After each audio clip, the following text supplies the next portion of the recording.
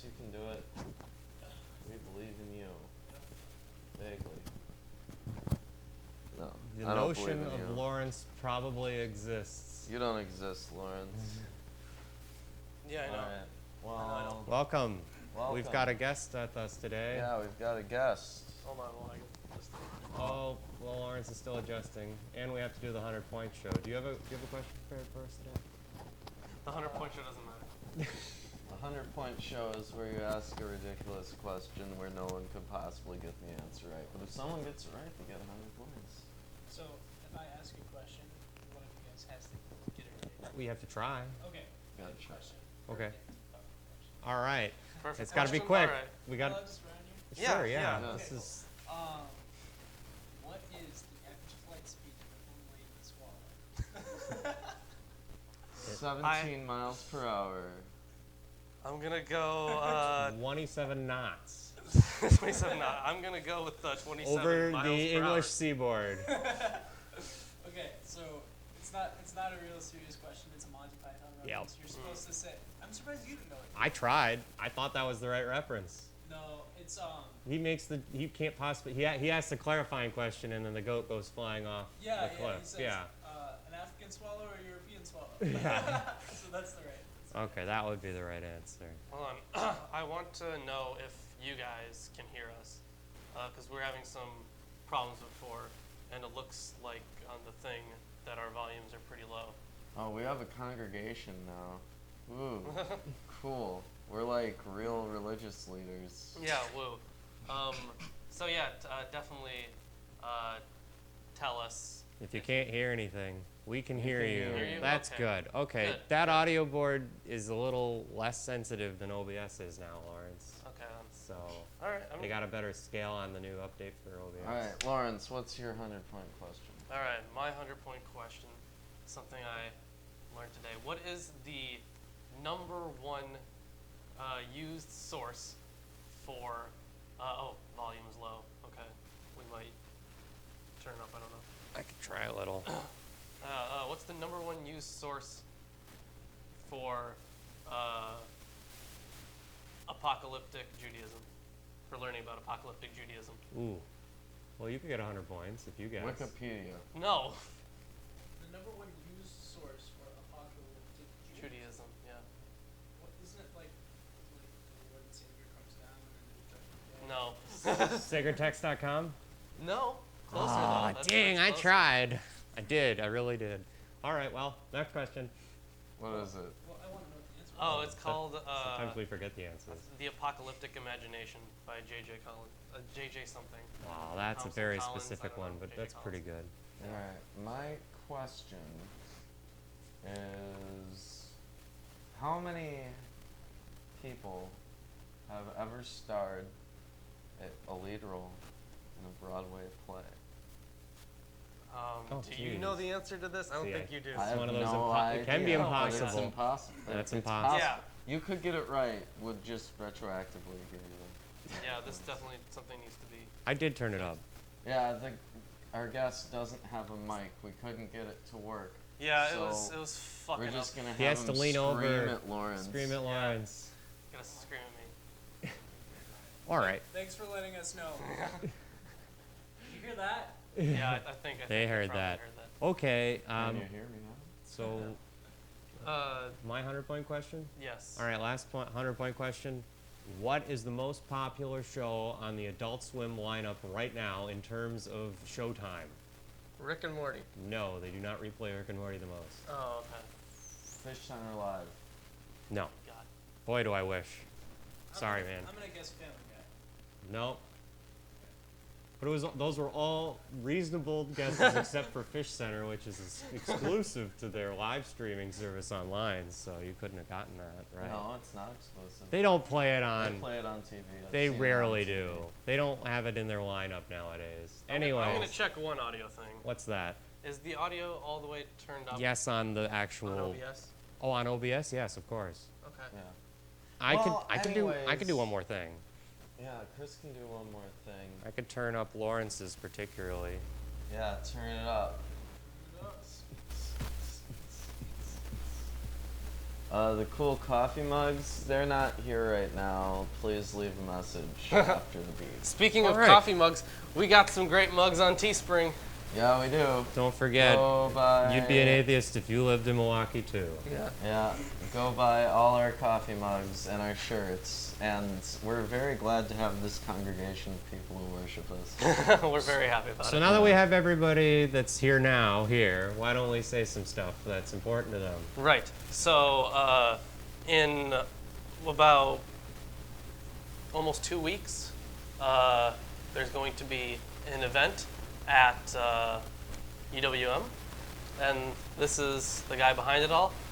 And to my understanding, it's going to be it's just at UWM, big atheist. I don't know how big it's going to be. Hopefully, it's going to be big.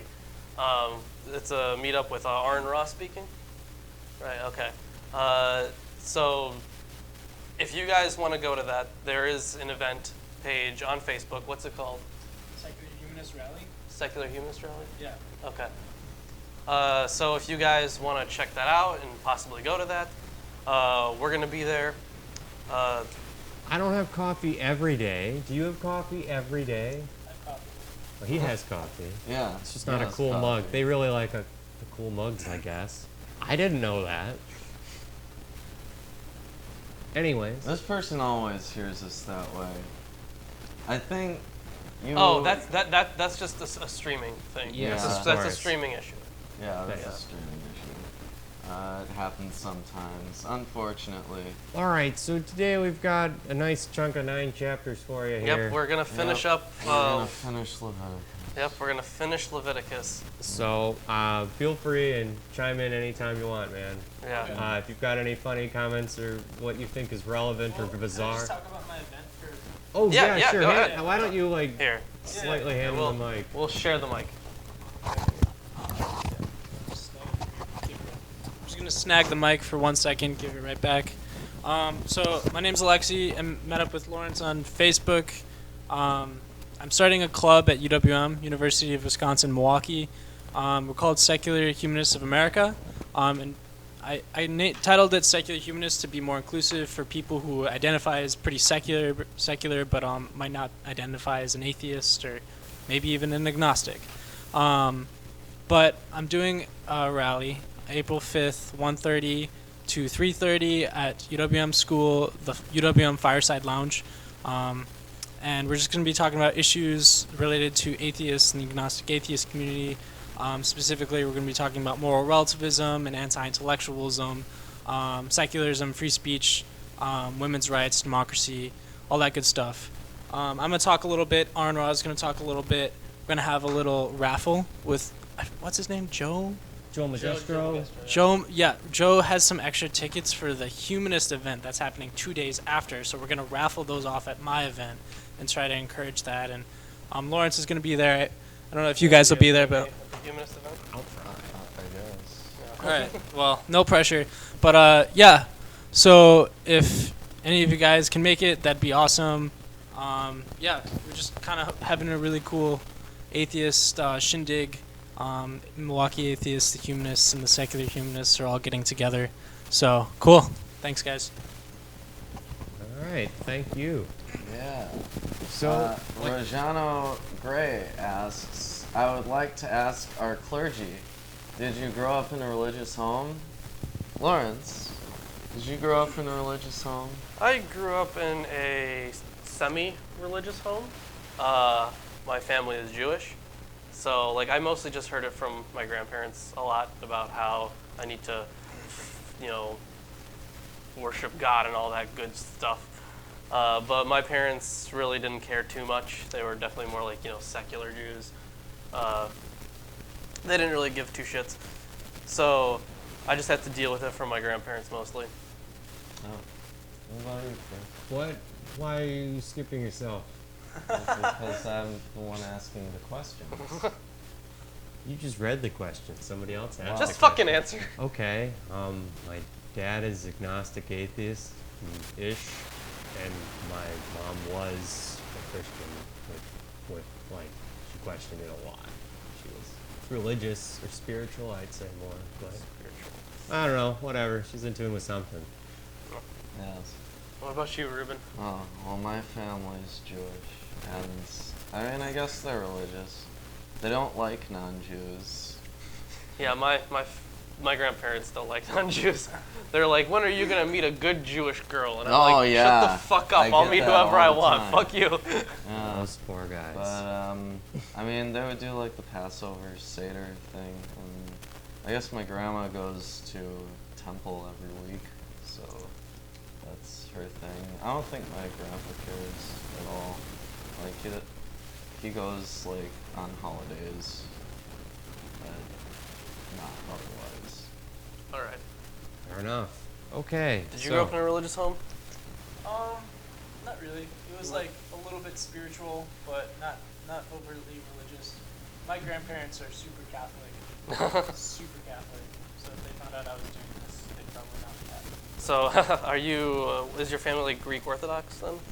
So my dad's side of the family is Greek Orthodox, and they're actually very religious. But I didn't grow up in Athens with my dad's side of the family. I grew up with my mom's side of the family in Los Angeles, and my mom isn't religious, but she's actually very spiritual. She's like, yeah, she's very spiritual. All that woo-woo stuff. I don't want to get into it. She's actually really smart. Yeah. But yeah, she gets into a little bit of a tiny bit. But She's smart because she balanced her chakras. Oh my Made her God. smart. yeah, Shut up, Ruben. She has her own spirituality. She has her own stuff. So, but I started off doing that a little bit, but not so much. Huh. Finished. I read a couple of atheist books. And I was Yeah. like, Did you ever buy into it? Any of it? yeah, when I was really young, I bought into it. Really? And then I kind of, it's just, I don't know. I think my prefrontal cortex started working a little bit more as I got older. You reached the age of reason. 7 is apparently the age of reason because they Yeah. have that whole thing in Catholicism I don't know if it was about 7. that. No, for me it 7? was. It's 7. Oh, yeah. okay. I remember that. I had to go through that thing. I think it was more about like 12 or 13. Yeah, for it's me. about 12 for me. That- Yeah. Wow. I came to the realization that nobody knew what they were talking about pretty quick. How does this person know my name? We said it, Alexi. But he said Alexandros, which is my Greek full name. This guy's Greek. Oh, So- dope. What's up, Stephanos? All right.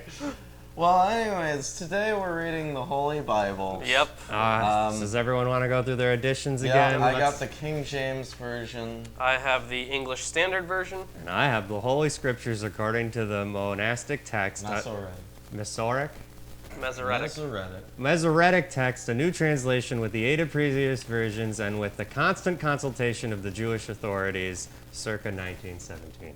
That is a very nice title. I love how long that is every time. It's long enough.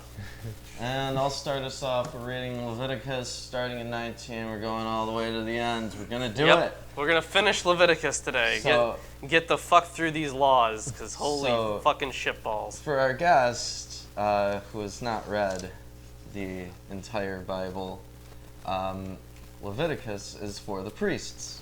And so far in Leviticus, we've covered like how to sacrifice animals to God, Peace offerings, peace offerings. sin offerings. There's a lot of burning animals. And Yeah. they go through what you Yeah. should do, and then they do those things that they said they would do. Okay. Yeah. Yep.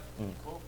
And I think one of the cool parts that I bring up a lot is that whenever they're talking about sacrifices, if they want the regular people to do sacrifices, they have to bring the sacrifice to the priest. Because in the author's mind, it was only the Aaronid priesthood that could do the sacrifices. They were really the only connection from regular people to God. So that was their thought process. Right So on. that's why it's always the priests sacrificing things and nobody else in Leviticus. And as mentioned in the book, you're going to bring up it's this whole section, except for a few small parts, I think, that are going to come up today. Yes. This yes. is the part where we know that P, one of the authors, not named, but one of the priesthood, from where are they again? P, the most we know about P is that he was an Aaronid priest. It's unclear where he was. Probably he probably went back. He probably went back to Judah, after the exile, but I'm not 100% sure. Maybe he was in Judah after the exile.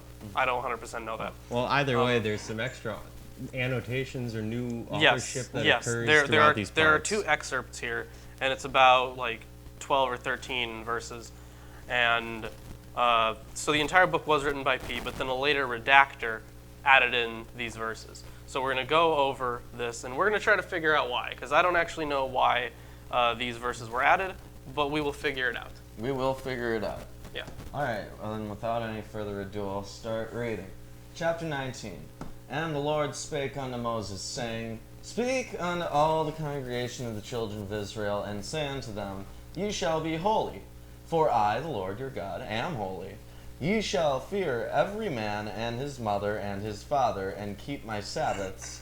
I am the Lord your God. What do you think they mean by that? You shall fear every man, his mother, and his... Oh, that's like respect your parents, right? I guess. I guess. Is that Lawrence? Does your more recent version have anything to say on Which verse specifically? first one, verse second 3. one, 3. third one? Every one of you shall revere his mother and his father, and you shall keep my Sabbaths. I am the Lord your God. Alright, so they're not using fear like literal, be afraid of. No. Okay. Turn ye not unto idols, nor make to yourselves molten gods. I am the Lord your God. So and, that's a re-emphasis of the no false idols thing, right? Right. Okay. and if ye offer a sacrifice of peace offerings unto the Lord, ye shall offer it at your own will. So you can't be like forced to sacrifice animals, I guess. Okay, well that's interesting because every single one of the last sections was talking about all those sacrifices and how when you do these things, you have to do these things. Like whenever you have a girl daughter or a boy daughter, you have to do certain things and have to make certain sin offerings and peace offerings. Did you say a boy daughter? A boy, well, I don't know. You said a boy daughter. That's hilarious. Okay, baby, yes. Yeah. If you have one of those, then you have to do certain things. And in this part, it says you have to do it willingly. Yeah. So So- what if you're just like, I don't want to? Well, then you're not practicing the religion correctly. Yeah, you're not practicing it All correctly, they're so you saying won't be here is saved. that nobody Wait, can are you punished? force you to do those things. Right, but are you punished? I don't know. Let's find out. All right, let's see. Okay. 6. It shall be eaten the same day ye offer it, and on the morrow, and if aught remain until the third day, it shall be burnt in the fire. And if it be eaten at all on the third day, it is abominable. It shall not be accepted. So he's just talking about the fact that food goes bad, Right. and you should burn it, basically. Right? Therefore, everyone that Which eateth it- isn't really hard to figure out. No. It just goes bad eventually. I guess they don't like jerky. Yeah, I mean, or they don't do that. Those monsters. Yeah.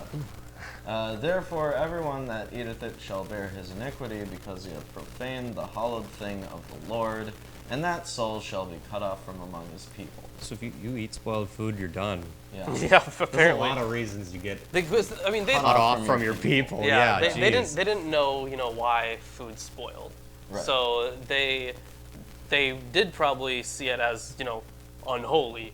So they were like, okay, so this is making people sick. It's obviously unholy. There's obviously like a demon or some shit in there. Right. So, And everything's because of demons. Right. Watch my demonology video, viewers. You'll love it. yeah, if Christian you haven't seen it, demonology, if you haven't seen that. Yep. Yeah. it was a very good video. Yeah. Okay, let's continue. And when you reap the harvest of your land, thou shalt not wholly reap the corners of thy field, neither shalt thou gather the gleanings of thy harvest. And thou shalt not glean thy vineyard, neither shalt thou gather every grape of thy vineyard. Thou shalt leave them for the poor and stranger.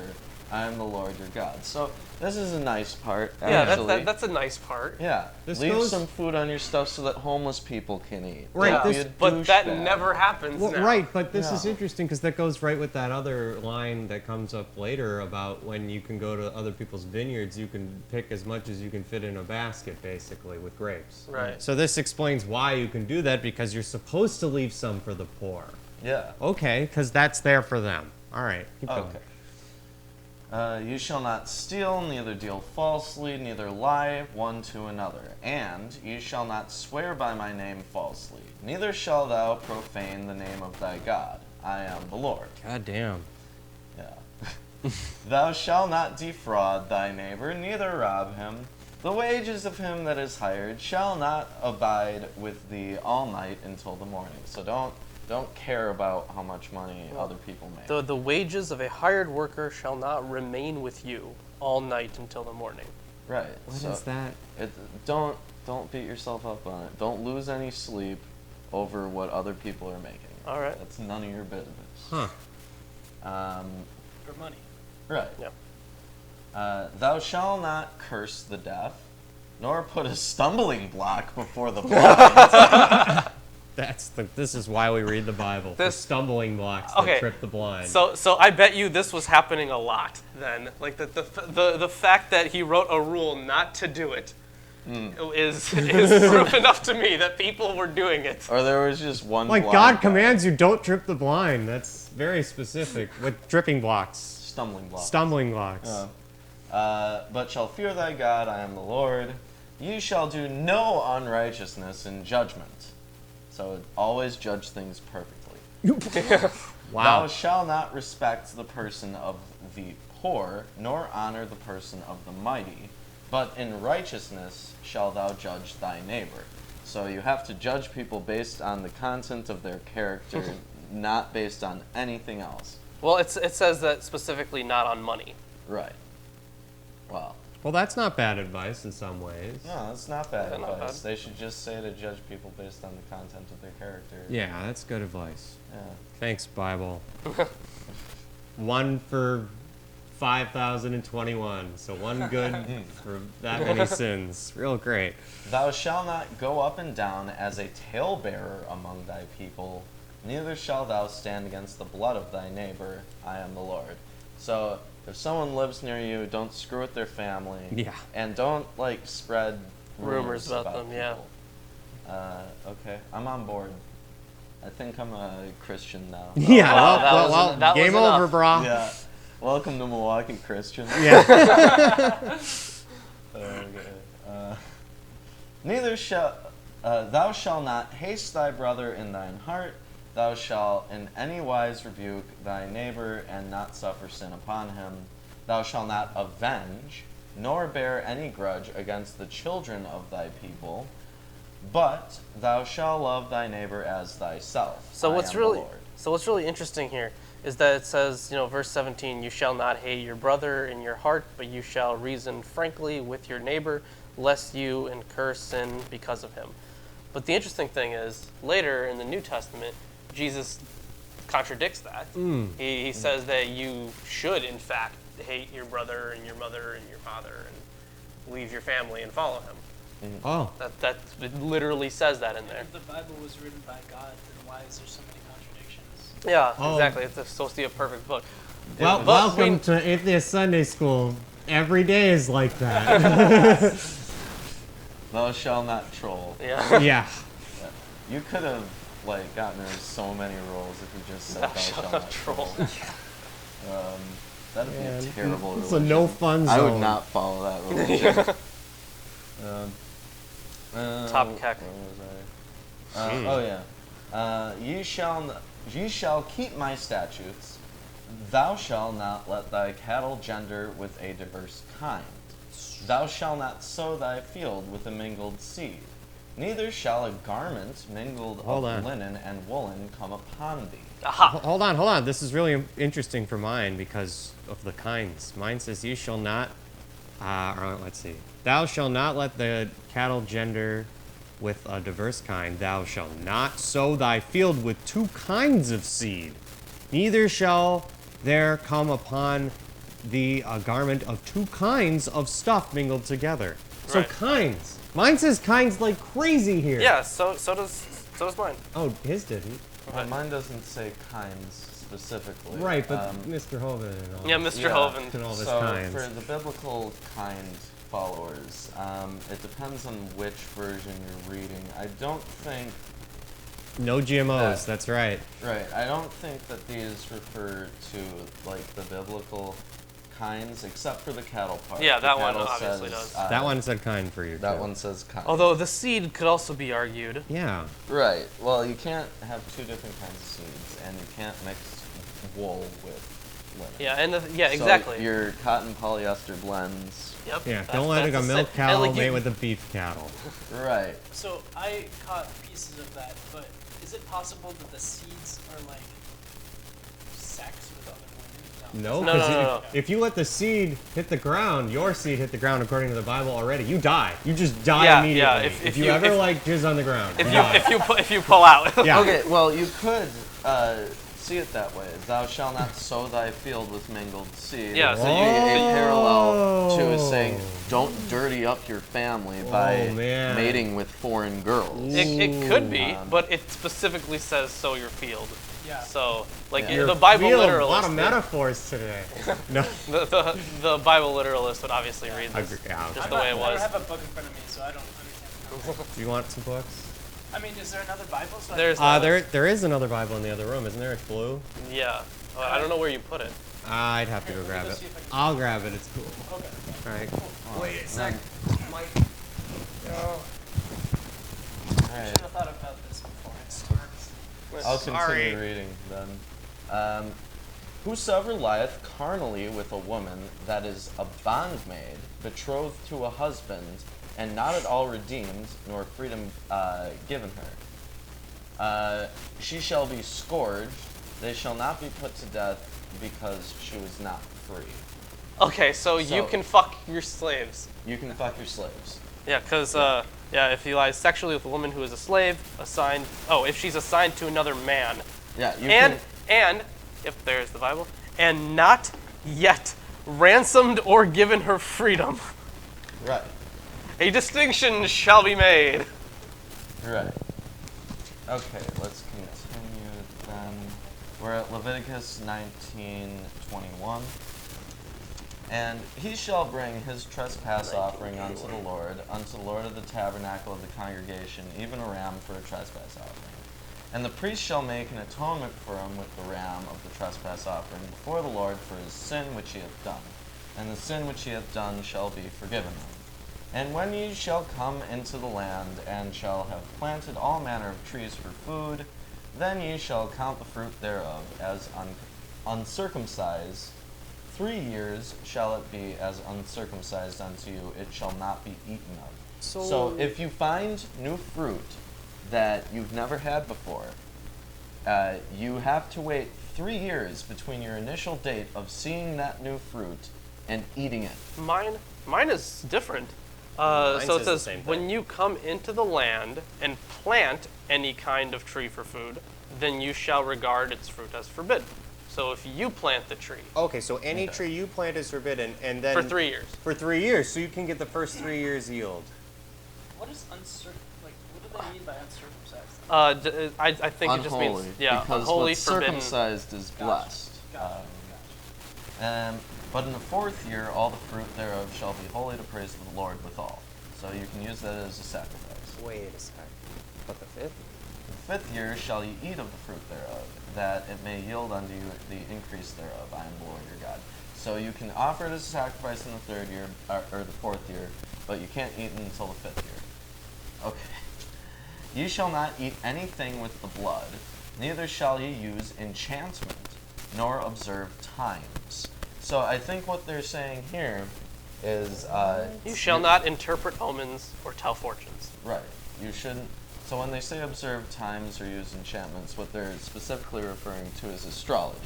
They don't want you to look up at the stars and make predictions of the future based off of Because that's for only the priests to do. right. Yeah. Well, this is for the priests. Mine So says, the Aaronid priests No, can't do it. Soothsaying. Mine says soothsaying. Right. So these priests Right, do right. not predict the future. Right. They consider it unholy. You shall not round the corners of your heads, neither shall you mar the corners of thy beard. Oh, you Yep, can't don't shave. shave. Wow. Don't shave. You're sinning right now. Yep. Every Yeah. time you And shave. can't have Every a bowl time you cut. shave. Can't have a bowl cut. Well, I mean, I think that should just be a rule. Right. Yeah, no bowl cuts for anyone. Ye shall not make any cuttings in your flesh for the dead, nor print any marks upon you. I am the Lord. Oops. So, No tattoos. no tattoos. I'm fucked. You already gone to hell. Also, all the cutters out there, sorry to tell you, you're going to hell. You're going to Oh, hell. no. On top of whatever else you're dealing with, you're going to hell. Do not prostitute thy daughter to cause her to be a whore, lest the land fall to whoredom, and the land become full of wickedness. So even though they give you all these rules about selling your daughter into sexual slavery earlier on, there's still like, no, you shouldn't sell your daughter into sex slavery. So now they're taking it back. Yeah. So- Before it's like when Yeah, you when sell you your sell daughter, your daughter. it was like a certainty. But this is Yes. this is a different thing because it says she can't be a prostitute, Right. but she can be a slave. Right, because if she's a slave, then presumably she's only having sex with one person. yeah, Right. If she's that's a prostitute. prim and proper then, huh? Oh boy. Regard not them that have familiar spirits, neither seek after wizards to be defiled by them. I am the Lord your God. That's amazing. No, don't go after those wizards. Leave them alone. Well, within Judeo-Christian demonology and such, they would just define any foreign god as a demon. And so when they would regard someone as a wizard, that would be someone who works with demons. So what they're really saying is, do not associate with non-Jews at this point in the Bible. Which makes sense because the last time they associated with non-Jews, they were enslaved in the story for a really long time and had to escape. But Yeah, it's by the Egyptians. yeah,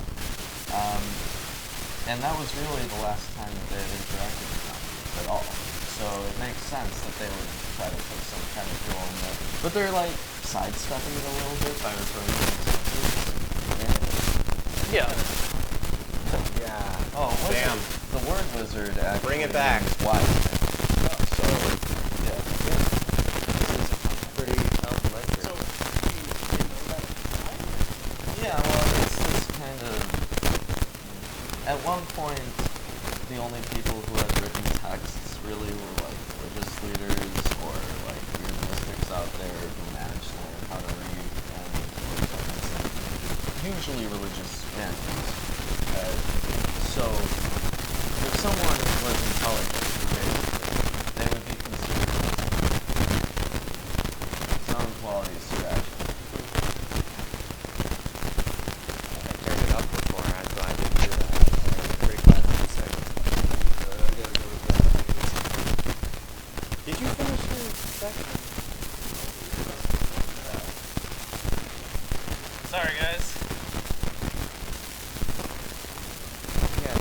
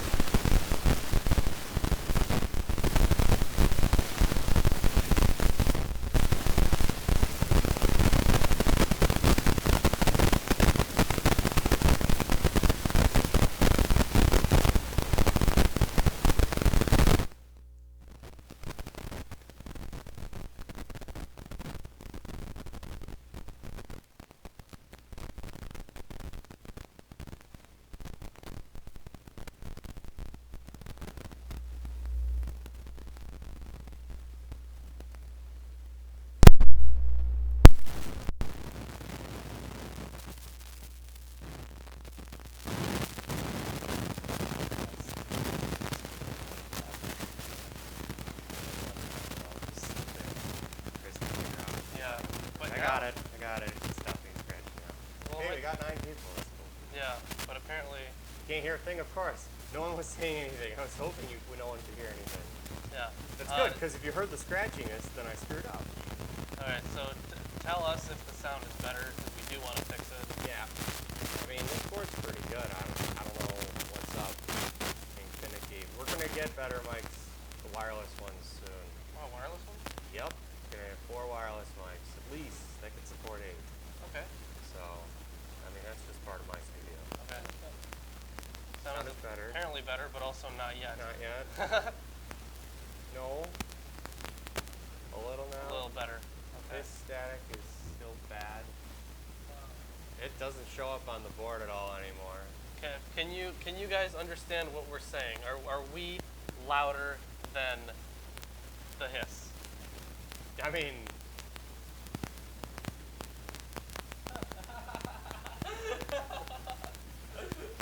Sure thing.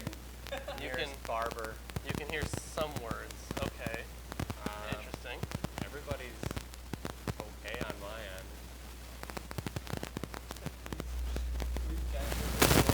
Now all the static's going back up. See, it's green when no one's talking. That's not true.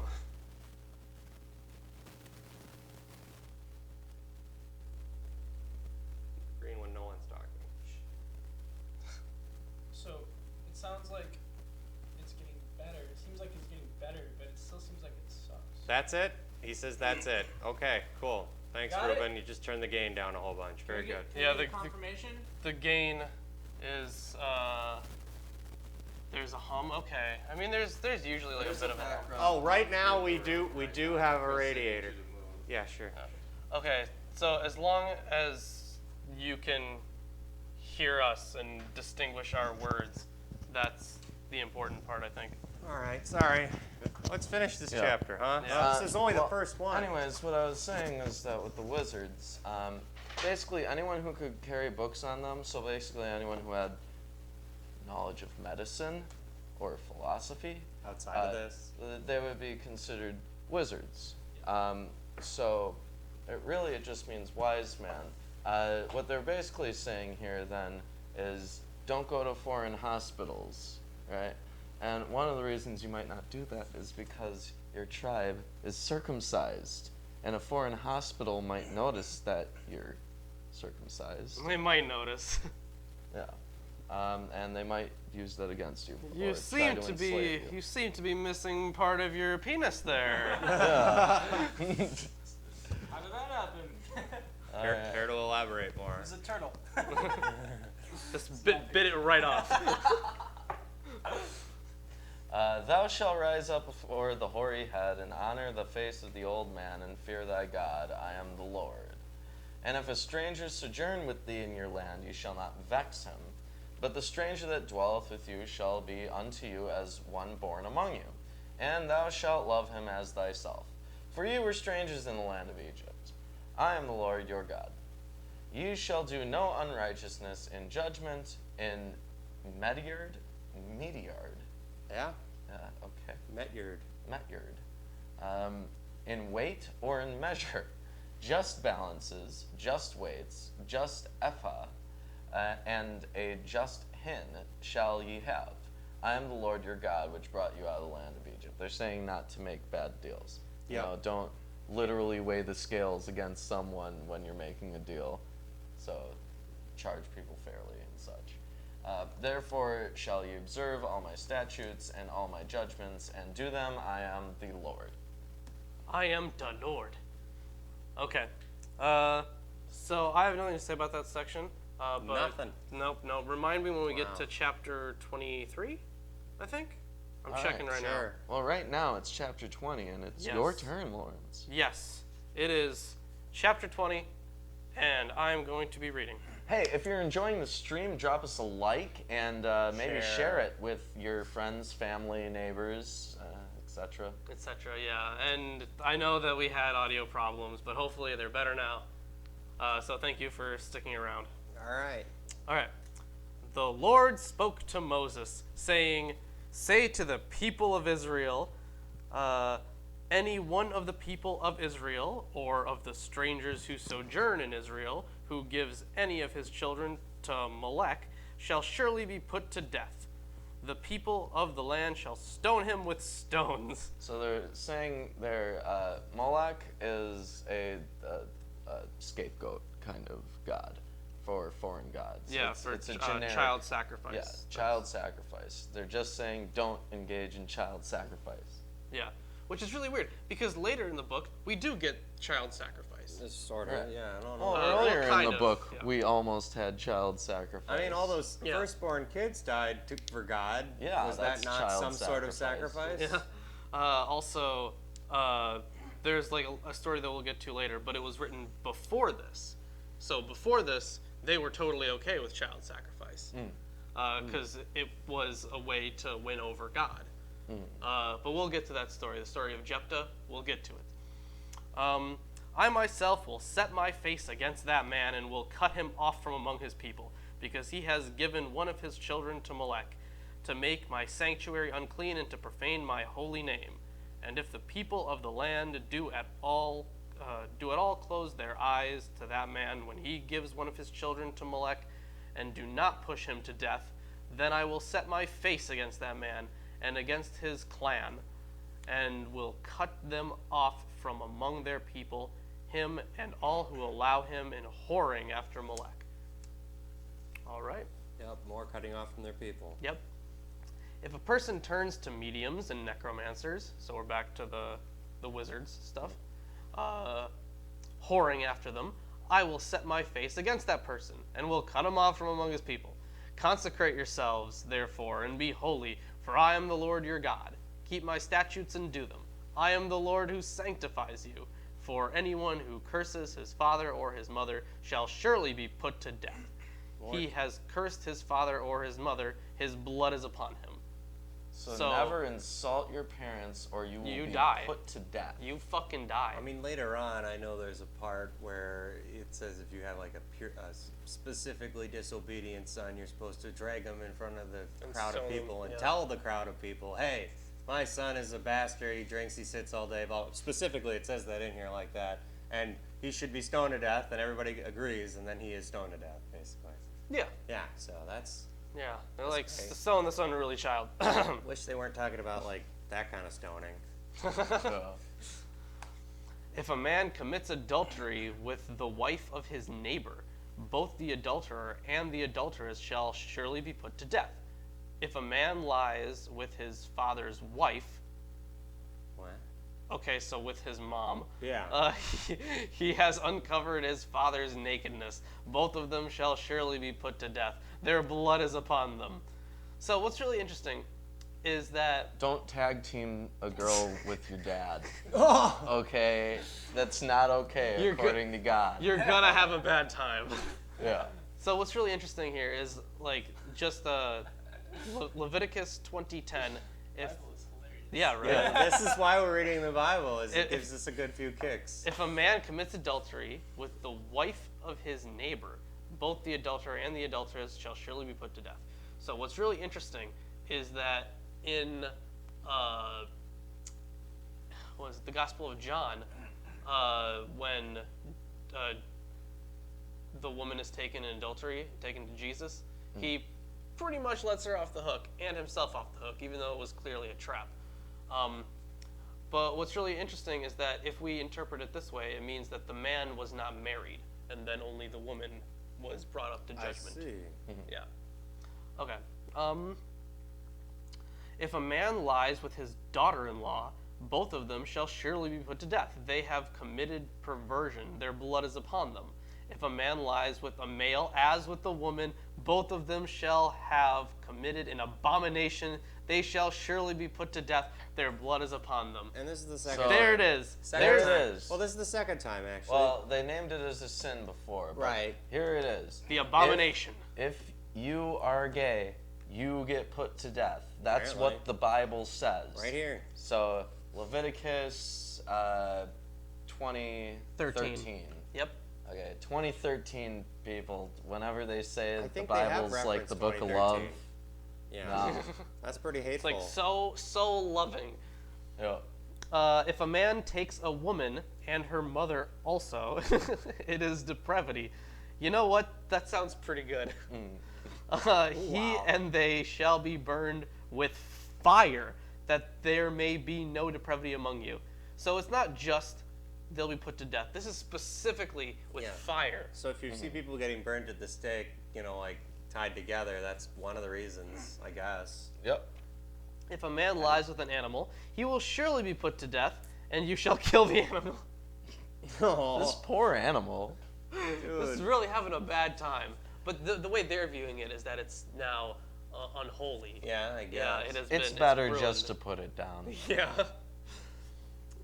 If a woman approaches any animal and lies with it, you shall kill the woman and the animal. They shall surely be put to death. Their blood is upon them. So nobody can fuck animals. No, nobody. Otherwise, they all die. If a man takes his sister, a daughter of his father or a daughter of his mother, so stepsister, I guess, and sees her nakedness, and she sees his nakedness, it is a disgrace, and they shall be cut off in the sight of the children of the people.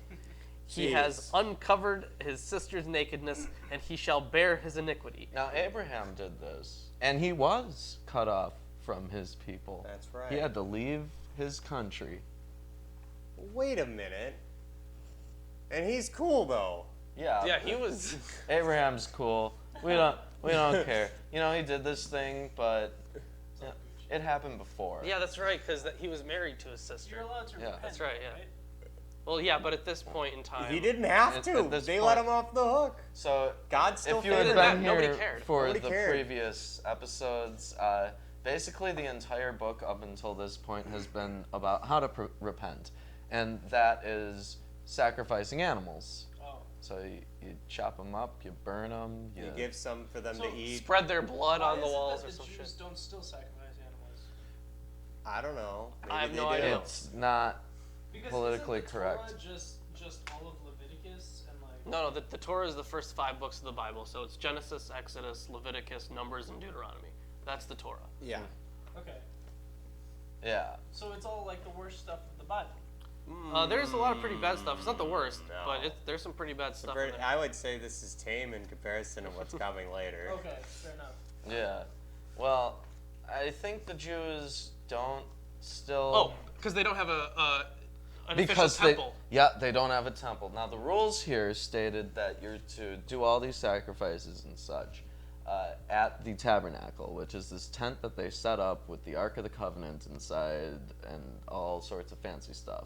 Chapters upon chapters. Lots of fancy stuff. God damn, I hated that. Now the temple, yeah, we could have just said lots of fancy stuff instead of reading all those chapters. Oh man, yeah. The temple is supposed to be like the new tabernacle or something, but there is no temple now. The temple in Jerusalem was destroyed. Right now, the Dome of the Rock is where the temple would be. Okay. So if they were to get rid of the Dome of the Rock and build a temple there, So there's no way for Jews to repent their sins now. well, right now there's the Day of Atonement, which is considered the holiest day of the year, where you are allowed to have your sins cleansed if you go out of your way to have tried to fix it. Yeah. Like, if you screw someone over, you got to get them to at least forgive you. And that or also has a your biblical sin basis. isn't washed away. Because the Day of Atonement was, chapter 16 in Leviticus. Yep. And the thing is, these were rules for the Aaronid priesthood during the Second Temple period. So, because after the Babylonian exile, some of the Jews went back to Jerusalem and began constructing the new temple. So let's make Jerusalem great again and build a new temple. So during the Build that second, temple. these were You've instructions. seen for that the western second- wall? That's such a shitty wall. I'm My gonna wall's make you so the much best better. wall. Yeah, right.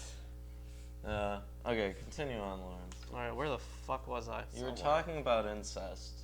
Oh, of course I was. You should not. You were at uncover 18. the nakedness. I'm at 18. Okay. If a man lies with a woman during her menstrual period and uncovers her nakedness, he has made naked her fountain, and she has uncovered the fountain of her blood. Both of them shall be cut off from among the people. You shall not uncover the nakedness of your mother's sister or your father's sister, for that is to make naked one's relative. They shall bear their iniquity. If a man lies with his uncle's wife, he has uncovered his uncle's nakedness. They shall bear their sin. They shall die childless. Oh. Wow. Mm-hmm. They shall die childless. Like cut your junk off or like neuter the people. All right. That's screwed up. Although, Stephanos makes a good point. It's if you actually have sex with another man. Yeah. Not that you are gay, but if you act upon it. Okay. Right. Fair enough. Right. That doesn't make it really that much better. If a man takes both his brother's wife, if a man takes his brother's wife, it is impurity. He has uncovered his brother's nakedness, they shall be childless. Right. All right. You shall therefore keep all my statutes and all my rules and do them, that the land where I am bringing you to live may not vomit you out, and you shall not walk in the customs of the nation that I am driving out before you, for they did all these things, and therefore I detested them. So it's really interesting. So that is a specific allusion to the bad stuff they were doing before. So that's one of the reasons we know this was written after the Deuteronomistic history, is because they make clear references to it. Fair enough. But I have said to you, you shall inherit their land, and I will give it to you to possess a land flowing with milk and honey. I am the Lord your God, who has separated you from the peoples. You shall therefore separate the clean beast from the unclean, and the unclean bird from the clean. You shall not make yourselves detestable by beast or by bird or by anything with which the ground crawls, which I have set apart from you to hold unclean. You shall be holy to me, for I, the Lord, am holy, and have separated you from the peoples, that you should be mine. A man or a woman who is a medium or necromancer shall surely be put to death. They shall be stoned with stones. Their blood shall be upon them. So what's really interesting is that it seems to end. And then they add that last part. add that last part. I'm feeling like that didn't fit. It doesn't really fit. There's even a big space here. Like, look at this. Yeah, there is a big There's space. a big space there. That's weird. So in his Bible there's 27. a big space. Yeah, right there. Yeah. Mine, there's not a big space. Yeah. Yeah, mine there's no space either. But a new paragraph starts, Chris. Yeah, but most of mine don't have things like that. Most of the ones that are between numbers, they don't distinguish it, and then This does. Yeah, sometimes they do, but they end the paragraph there abruptly, is what I'm saying, and they make a big deal about it. They just kind of added that in at the I end. feel like they stapled it on. It just seems stapled on there. Yep. All right. Funzos. So then we are now on chapter 21, Yep. and that is you, Chris. Yeah, unless someone else wants to Molly read. doesn't Yeah, have I'd a love mic. to read if I You'd could. love Well, to you read gotta off? Okay. wear a mic. We'll have the mic. Well, I can talk loud enough. I can just talk loud. Take the mic. No? It's Okay. alright. You can hook it up right here. Yeah. There you One go. second, guys. Short interlude. I Da, can da, da, da. kick off here, so. Alright. Go make some coffee. Yeah, alright, I'll make some coffee. Then I'll read the next chapter. Okay, cool. So my Bible is significantly different from theirs, so I don't know. Yeah, they're all different. Yours is the Let's- New King James version. Okay. So yours is based off of the one that I was reading. It's just a little more new. Okay. So mine's more new, I guess. Yeah. You So- mean newer? No. I No. mean more new. More new? What's grammatically correct? More new I think or it's just newer? newer. Well, you Yeah. can just add an to anything and it becomes more. Ah, shut up, Ruben. All right, so I'm gonna get started. It's chapter 21, I think. The holiness of the priests. Excuse me. And the Lord said to Moses, "Speak to the priests, the sons of Aaron, and say to them, None shall defile himself for the dead among his people, except for his relatives who are nearest to him, his mother, his father, his son, his daughter, and his brother. Also his virgin sister, who is near to him, who has had no husband, for her he may defile himself." That means. So that means that any of the rules that they've set up previously, if you're doing these things for the sake of one of these people, anyone in your family, basically, then it's okay, you can do that and not get killed. Okay, so you can do bad things for your family. Mhm. Pseudo justifiable. Okay, interesting. Otherwise, he shall not defile himself, being a chief man among his people, to profane himself. They shall not make any bald place on their heads, nor shall they shave the edges of their beards, nor make any cuttings in their flesh. We already talked about this before. Yeah. Kind of, but so, yeah, now people can't be bald. well, basically, what they're trying to do is put together like the image of what a Jewish person is supposed to look like. And in other Middle Eastern cultures, you would have things like tying a turban a certain way, which would signify you as a member of a specific tribe. And it's just so that you know who your friends and enemies are. Yeah. Okay, fair enough. Yeah, I guess you didn't know who that was. Alright, so they shall be holy to their God, and not profane the name of their God, for they offer the offerings of the Lord made by fire and the bread of their God. Therefore they shall be holy. They shall not take a wife who is a harlot or a defiled woman, nor shall they take a woman divorced from her husband, for the priest is holy to his God. Therefore you shall consecrate him, for he offers the bread of your God. He shall be holy to you, for I, the Lord, who sanctify you, am holy. Rajano Gray asked, did I think of necromancers in the same way as we do? Kind of, not exactly. When you think of necromancers, you're thinking of like raising dead spirits, and that's not really what these kind of biblical necromancers are like.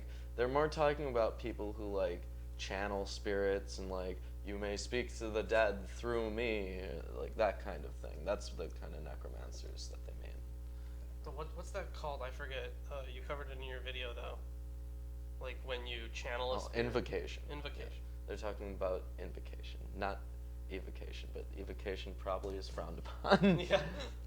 Okay. All right, carry on. They shall not take a wife. Oh, I already read that.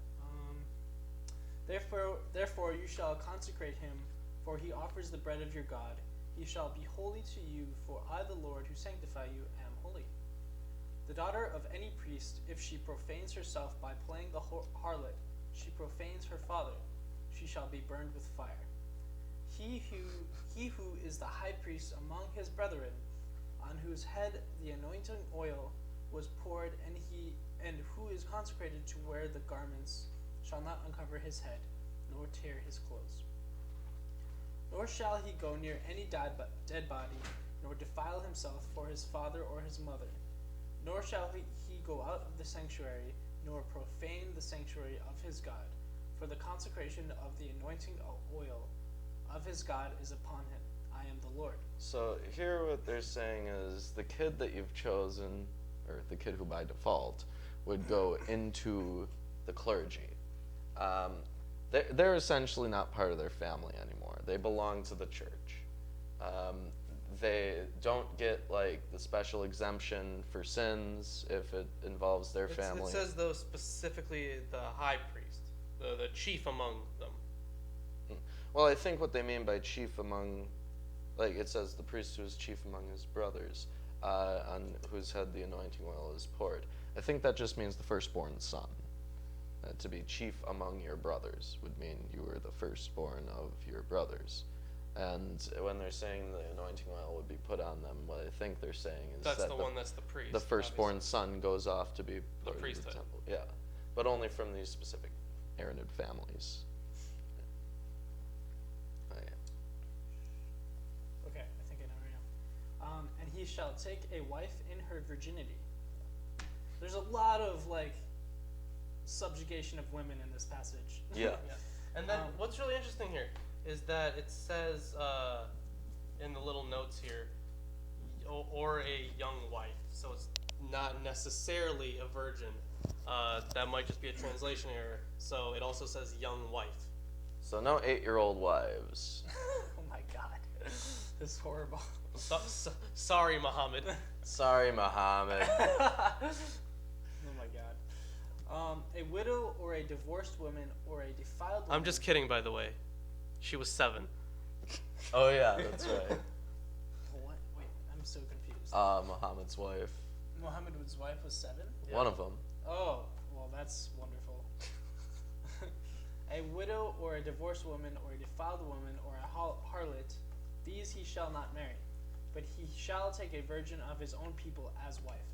Nor shall he profane his posterity among his people, for I, the Lord, sanctify him. Mine says, neither shall he profane his seed among his people. Yeah, I got profane as offspring.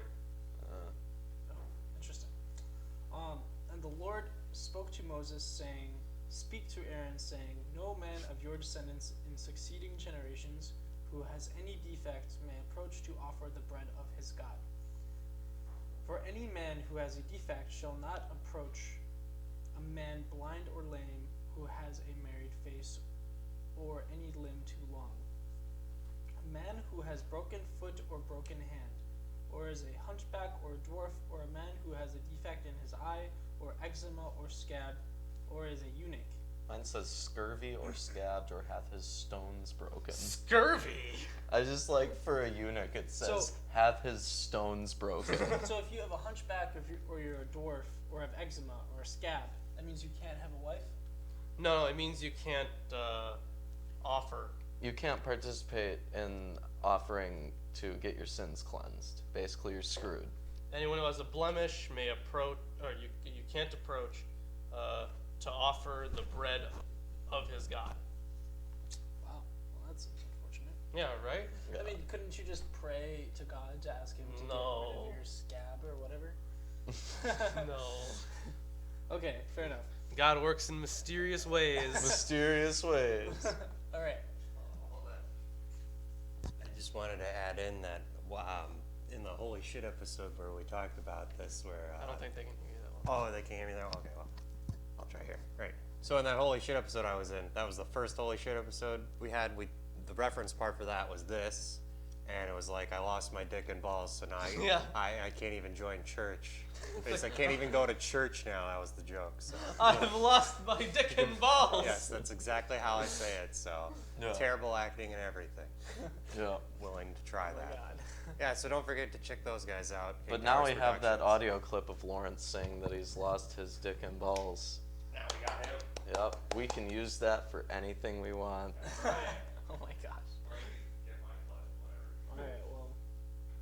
Well, no man of the descendants of Aaron. I don't know who this Aaron is. Aaron is Moses' Rodgers. brother. Oh. And Moses, you know about Moses, right? Like, Yeah. he talked to God and shit. So Moses had like a speech impediment. So Aaron was picked to speak to the people for Moses. And then Aaron becomes like the head of the priesthood. Oh. Okay. Cool. No man of the descendants of Aaron, the priest who has a defect, shall come near to offer the offerings made by fire to the Lord. He has a defect, he shall not come near to offer the bread of his God.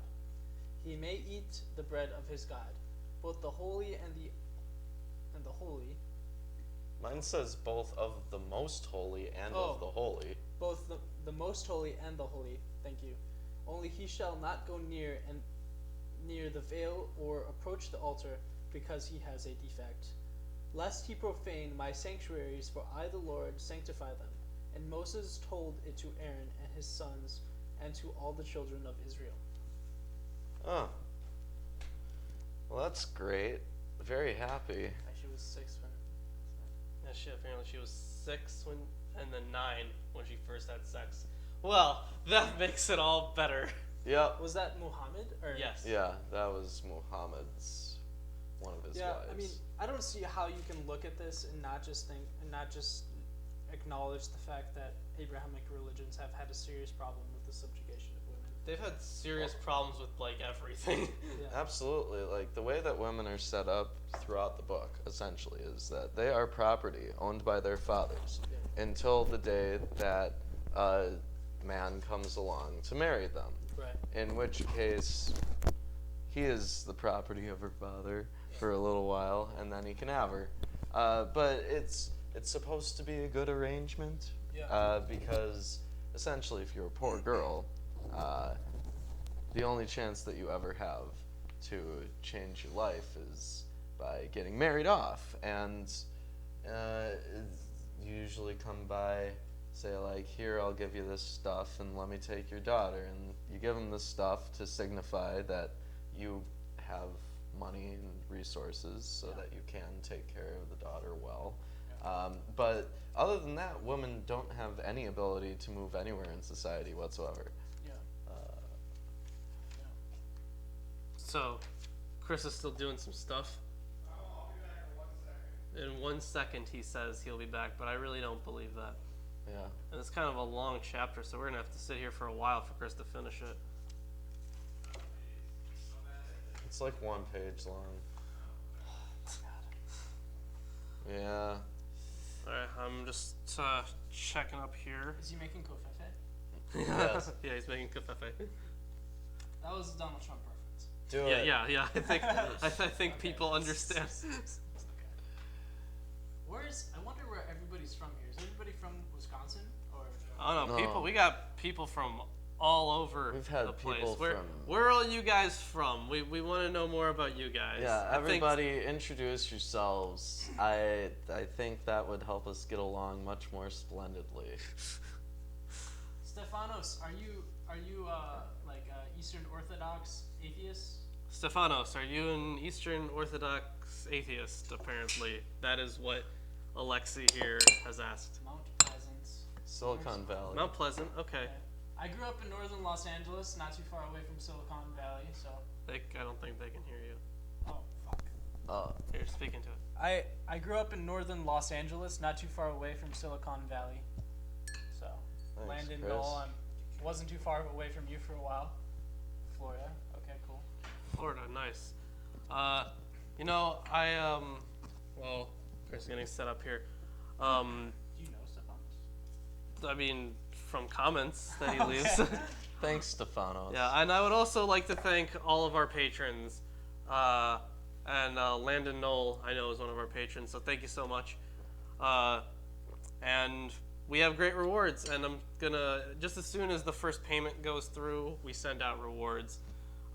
So right at the end of the month, payment goes through, and I'm gonna be sending you one of the books.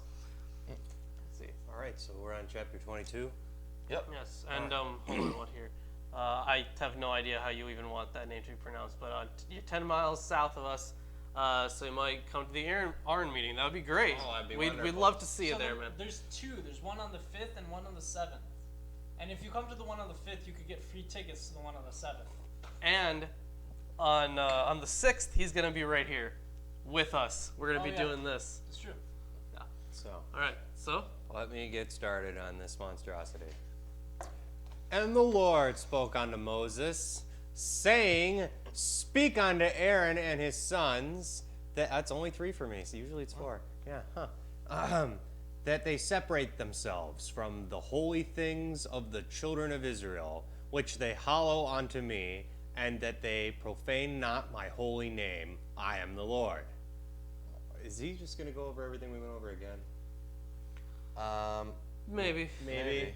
Well, only one way to find out. Sweet deal. All right.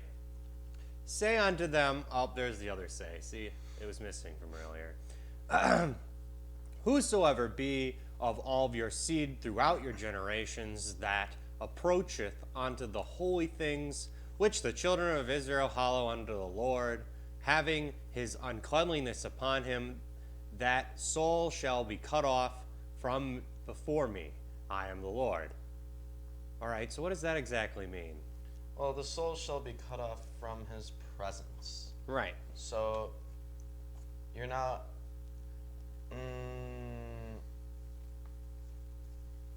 I guess it's just that if you If you approach holy things, if you are unclean and you are a descendant of Aaron, then you can't approach the altar, okay. or you'll be cut off from God's presence forever. Damn. All right. What man sober? Whosoever. Oh, mine doesn't. No, look. Mine just says sober. Soever. Yeah. Mine just says soever. What man soever of the seed of Aaron is a leper or hath an issue, he shall not eat of the holy things until he be clean.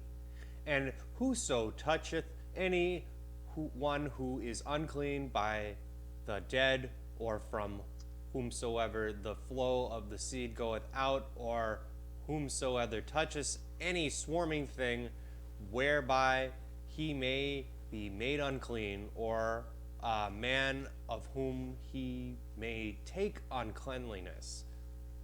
Whatsoever uncleanliness he hath. Okay. Anybody else want to go over that? Right. Mine does make a bit more sense than that. Okay. None of the offspring of Aaron who has a leprous disease or a discharge may eat of the holy things until he is clean. So they're gonna have to do those Cleansing rituals. Yeah, those cleansing rituals we were talking about with the birds and the beasts. Yep. Whoever touches anything that is unclean through contact with the dead or a man who had in a mission of semen, and whoever touches a swarming thing by which he He's may made- be made unclean, or a person from whom he may take uncleanliness, Gotcha. or uncleanness, whatever his uncleanness may be. Well, I kind of got all that from this, Okay. but I'm saying that it was poorly phrased. Oh, well, mine has a semicolon there, signifying that whatever comes next is going to apply to the people covered by those verses. Yes, mine also has that semicolon. Oh. Well, let's Mine has see. a dash. Let's see. Oh, a dash? Yeah, a whole Oh, dash. a dash. Yeah, I know. Wow. It's exotic. Okay. The soul that toucheth any such You said touches and then said toucheth. It is It's toucheth. the same thing. It's No, Chris. he didn't say touches. He said tuffeth. Yeah, I butchered He said it. tuffeth. Tougheth. Yeah. It's beautiful. It's like when Trump said United States. Yeah, it's that Or it's like when Trump said anything. Yeah. Great comparison, guys. Yeah, birds. Yeah, with bird blood, because you had to Wring take a out. bird, you had to kill one of the birds, and then take another bird and dip it into the blood, and then let that one go away. And then there was some shit about beasts too. Yeah, that's a weird. Can I just address Stefanos? What did for you wanna just a address? Second. Sure. So he says he's from London and he's a humanist existentialist, Yeah. which is super interesting, the existentialist part, because we were just kind of talking about moral relativism and nihilism. I'm an existential nihilist. Yeah, we'd all Yeah. be pretty close to existential nihilists. Well, Give I'm him, not. hand him a I think that you mic. can make objective statements about the realm of ethics. I don't know if you guys can hear me, but I was trying to say that we were having a discussion about moral relativism before, where these guys kind of took the position that nothing really matters, and they're existentialist nihilists, and I'm a secular humanist, and I'm against moral relativism, which is something you kind of got to read Sam Harris about, who's a well-known atheist. Yeah.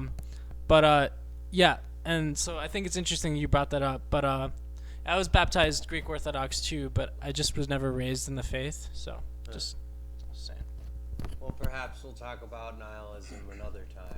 Yeah, we can talk about it some other time. I love talking about nihilism. But we do love talking about nihilism. But I'm not only a moral nihilist, I'm also a metaphysical nihilist. I don't believe that anything exists, or that we can make definitive or objective statements about We've anything. gone over this before. I just- We have gone over this. How about we continue with the Bible I'd reading? like 'Cause this to is Let's get through continue this. this with is the a Bible totally different discussion. It was a good I'm only- conversation. It is could a literally good- go on it's forever. It's though. a great conversation, but unfortunately, Like, I'm first on we'd have- 6 of like 32. Yeah. 33. Okay. The soul that toucheth any such shall be unclean until the even, and shall not eat of the holy things unless he bathe his flesh in water. And when the sun is down, he shall be unclean, or he shall be clean. And afterward he may eat of the holy things, because it is his bread. Great. Okay. That's just so drab. I'm sorry, I had to stop there and appreciate how drab that was. All right. That which dieth of itself, or is torn of beast, he shall not eat to defile himself therewith. I am the Lord. They shall. So basically, you can only eat the meat that you kill personally. Yeah. Oh, we haven't gotten a torn with beasts reference since Genesis. Joseph. Yeah, that's true. Yeah. Huh. That's interesting. We're not on 23 though, so it's still the same guy. Yep. All right. If they shall thereof keep my charge, lest they bear skin for it, and die therein, if they profane it. I am the Lord who sanctify them. And what does that mean, number 9? I'm so sad that there are no beholds in this They entire shall- book. Just no beholds I right think now. there was one. One. I think there was one behold. It's basically just saying keep my rules or Yeah. die. Yeah, pretty much. Gotcha. That's way easier. It gets said in a lot of ways. It sure does. He's very verbose in the ways he'll threaten to kill you if you don't listen to these. Okay. Okay. There shall no common man eat of the holy thing. A tenant of a priest or a hired servant shall not eat of the holy thing. But if a priest buy any soul, the purchase of his money, he may eat of it, and such as are born in his house may eat of his bread. All right, so if you're a priest, you have to buy food?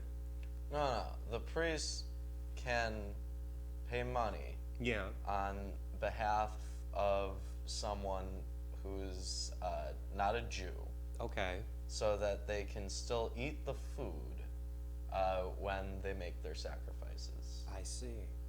And if a priest's daughter be married unto a common man, she shall not eat of that which is set apart from holy things. So if she gets married off, can't eat the holy things. Yeah, and I want to point out that the previous verse for me, does it say slave for you guys? No. No, mine says slave. But if a priest buys a slave as his property for money, the slave may eat of it, and anyone born in his Mine house. says buys a soul. Okay. Oh, and 11. okay. So instead of paying money on behalf of the person, you're buying the person, and Yeah, you're the buying the person person. then can then eat what you eat. Wow. Yeah. That's terrifying. Seems fair. Oh, yeah. I bet you some apologist out there is going to say, look how nice they were to their slaves. Yeah. Use the concept of owning human beings is really the contention we have. And if a man eat of a holy thing through error, then he shall put the fifth part thereof onto it, and shall be given unto the priests the holy thing. And they shall not profane the holy thing of the children of Israel, which they set apart unto the Lord. So what's that again? I'm still lost. This is all horrible. You don't understand? I They understand- shall not profane the holy things of the children of Israel. Well, no, I get that. I'm saying in 14, they have to give a fifth part thereof, and then they get the holy thing. They get to keep it. A fifth of its value.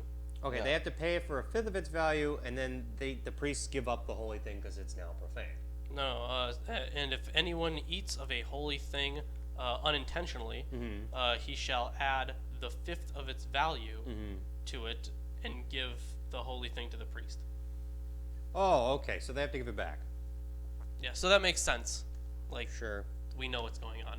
Still, I mean, none of this really makes sense. But No. we know what's going on. We know. I get what they're trying to say now. Yeah. All right. And so cause them to bear the iniquity that beareth guilt when they eat their holy things, for I am the Lord who sanctify them. So he'd make them feel upset, like their stomach or something. Give them a tummy ache. And the Lord spoke unto Moses, saying, Speak unto Aaron and to his sons, and unto all the children of Israel, and say, there's 4 of them, here they are, unto them, whosoever he be of the house of Israel, or of the strangers in Israel, that bringeth his offering, whether it be any of their vows or of their free will offerings, which are brought in unto the Lord for the burnt offering. All right, I kind of got what was going on there. Did you guys get it? Yes. Yeah. Okay. That ye may be accepted, ye shall offer a male without blemish of the loaves of the sheep or of the goats.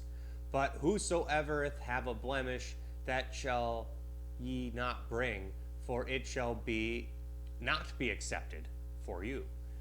And whosoever bringeth a sacrifice of a peace offering unto the Lord in fulfillment of a vow, clearly uttering, or for a free will offering of the herd or of the flock, it shall be perfect to be accepted. There shall be no blemish therein. Got to be a perfect offering. Perfect offering. Blind or broken or maimed or having a woven or scabbed or scabby ye shall not offer these unto the Lord, nor make an offering by fire of them unto the altar unto the Lord.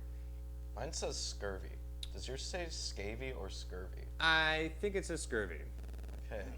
We had a pirate series. Don't mispronounce scurvy. Oh shit! Yeah, we did have a pirate Sorry, all series. 14 viewers, I screwed up. Yeah, and all those many viewers of the Captain's Log. That's right. All Yeah, really. 120 of them. Really, not many viewers. Nobody watched that series. Yeah. Either. Sorry, Well, it was buddy. kind of a log. Rip, Captain's Log. All right, where am I at now after all this? 24? 22, I think. 22? Yeah, I think you're at Yeah. 22. No, I'm No, on you're 23. 23. Yeah. Either a bullock or a lamb that hath any too long or too short, that mayest thou No, that's What? 22. You're at That's 22. 23 for No, but me. you. I read blind or broken or maimed already, buddy. Did you? Yes. Yeah, Oh, okay. Yes, you absolutely. did. Whoops. Whoopsie doodle. All right. Either a bullock or a lamb that thou hath anything too long or too short, that mayest thou offer for a freewill offering, but for a vow it shall not be accepted. Okay, so you can kill things that have weird shaped stuff, but only if it's not for like a vow. If it's like a free will offering, you know, here, have this really disshapen cow. It's not blemished or anything. All right. Yeah, mine just says any animal that has its testicles bruised or crushed or torn or cut, you shall not offer to the Lord. Oh, so you don't offer. Oh, mine has that fixed next. animals. Thou, Yeah. I'm on 24. That would be included. That which hath its stones bruised or crushed or torn or cut, ye shall Yeah. not offer unto the Lord. Yeah. Neither shall ye do this in your land. Yeah. Yeah, that's the next one, buddy. Great. So don't castrate your animals. No. Unlike what they say, you should not get your dogs and cats spayed or neutered. Well, you can. You just can't sacrifice them. Oh.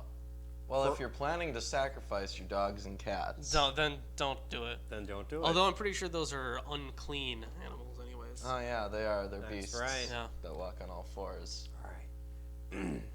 Neither And they from- weren't specifically listed. Yeah. Sorry. Go I wanna on. get it over with. Go on. All right. Neither from the land of a foreigner shall ye offer the bread of your God of any of these, because their corruption is in them. There is a blemish in them. Ye shall not be accepted for you. They shall not be accepted for you. Okay. All right. So you can't work with a foreigner at all? I No, guess. you can't take your sacrifice Oh, you can't give- animals from your. Can't take any sacrifices from someone who doesn't buy into this Yeah. gig. All right. And the Lord spoke unto the Moses. Yes. Yes. All right. And The the Lord, Google. the Google. Google. Yeah, I remember that. That's so sad. All right. And the Lord spoke unto Moses. So one spoke. Hold on, the sump pump's going. Is it raining out? That doesn't matter. Keep going. All right. Spoke unto Moses, saying, when a bullock or a sheep or a goat is brought forth, then it shall be 7 days under the dam. What does that mean? But from the 8th day and henceforth it may be accepted for an offering made unto fire unto the Lord.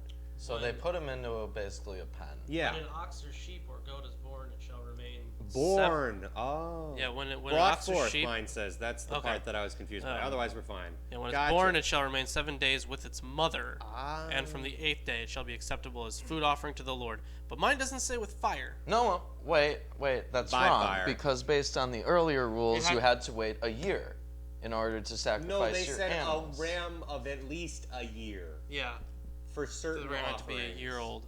Not all offerings, I don't think. Yeah, it wasn't all offerings. Like just certain offerings. So you can make a generic offering. These are so nitpicky. Yeah, this is really when fucking people say they ridiculous. have to cherry pick from the Bible, this is why, because they're just like, which piece am I sacrificing to whom and when Yeah, and where exactly. and what, is there an exception to this, and how many exceptions are there to this? And oh, that one's contradictory. Well, never mind. I have no idea what's going on. Oh, we actually have Captain's Log fans. Yeah, people who actually watch it. Thank you. Wow. You're like I the appreciate only it. ones. Yeah, congrats, bros. Cool. I never thought I'd meet one. All right, let's keep going. Carry on. When a bullock or a sheep or a goat, oh, right. And whether it be a cow or a ewe, ye shall not kill it and its young both in one day. So you gotta keep those separate. Because you can't boil A young goat in its mother's milk. Maybe that has to tie into this. Who knows? And when ye sacrifice a sacrifice of thanksgiving unto the Lord, ye shall sacrifice it, and ye may be accepted. Okay. On the same day it shall be eaten, and ye shall leave none of it until the morning. So you got to eat it all. That's why Thanksgiving is like stuff your face. Gotta eat the whole thing. Stuff your face. Thanksgiving. Here it comes. That's what it's from. I am the Lord. I forgot that part. Yeah, you did. Sorry. And ye shall keep my commandments and do them. I am the Lord. Here he is again threatening you. And ye shall not profane my holy name, but I will be hallowed among the children of Israel. I am the Lord who hallowed you, that brought you out of the land of Egypt to be your God. I am the Lord. Boy, that is real rubbing it in there. This God is like, I did this, therefore Yeah. worship me. Yeah. And hey, everybody who's watching, if you're enjoying the stream, give it a like and definitely give it a share like. it with your friends and family, Oh, Yeah. the torture is Every over for now. ex-girlfriends, Why do you always recommend that one? Current girlfriends. Oh, see. current girlfriends, families. Do you have a dog walker or We- know someone who does? Perhaps they would like to watch Atheist Sunday School. Have Ask you them got- now. A dog. Have you got in-laws? Yeah. So every single like helps us out a lot. So we really appreciate that. And also, I think at this point I can shill out something I'm working on. Oh, what's that? My new book. Oh, that's I'm right. finally starting work on a new book. It's going to be called Of Heathens and Heresy: How Ancient Religions Influenced Christianity. And I'll be editing it thoroughly. Yeah.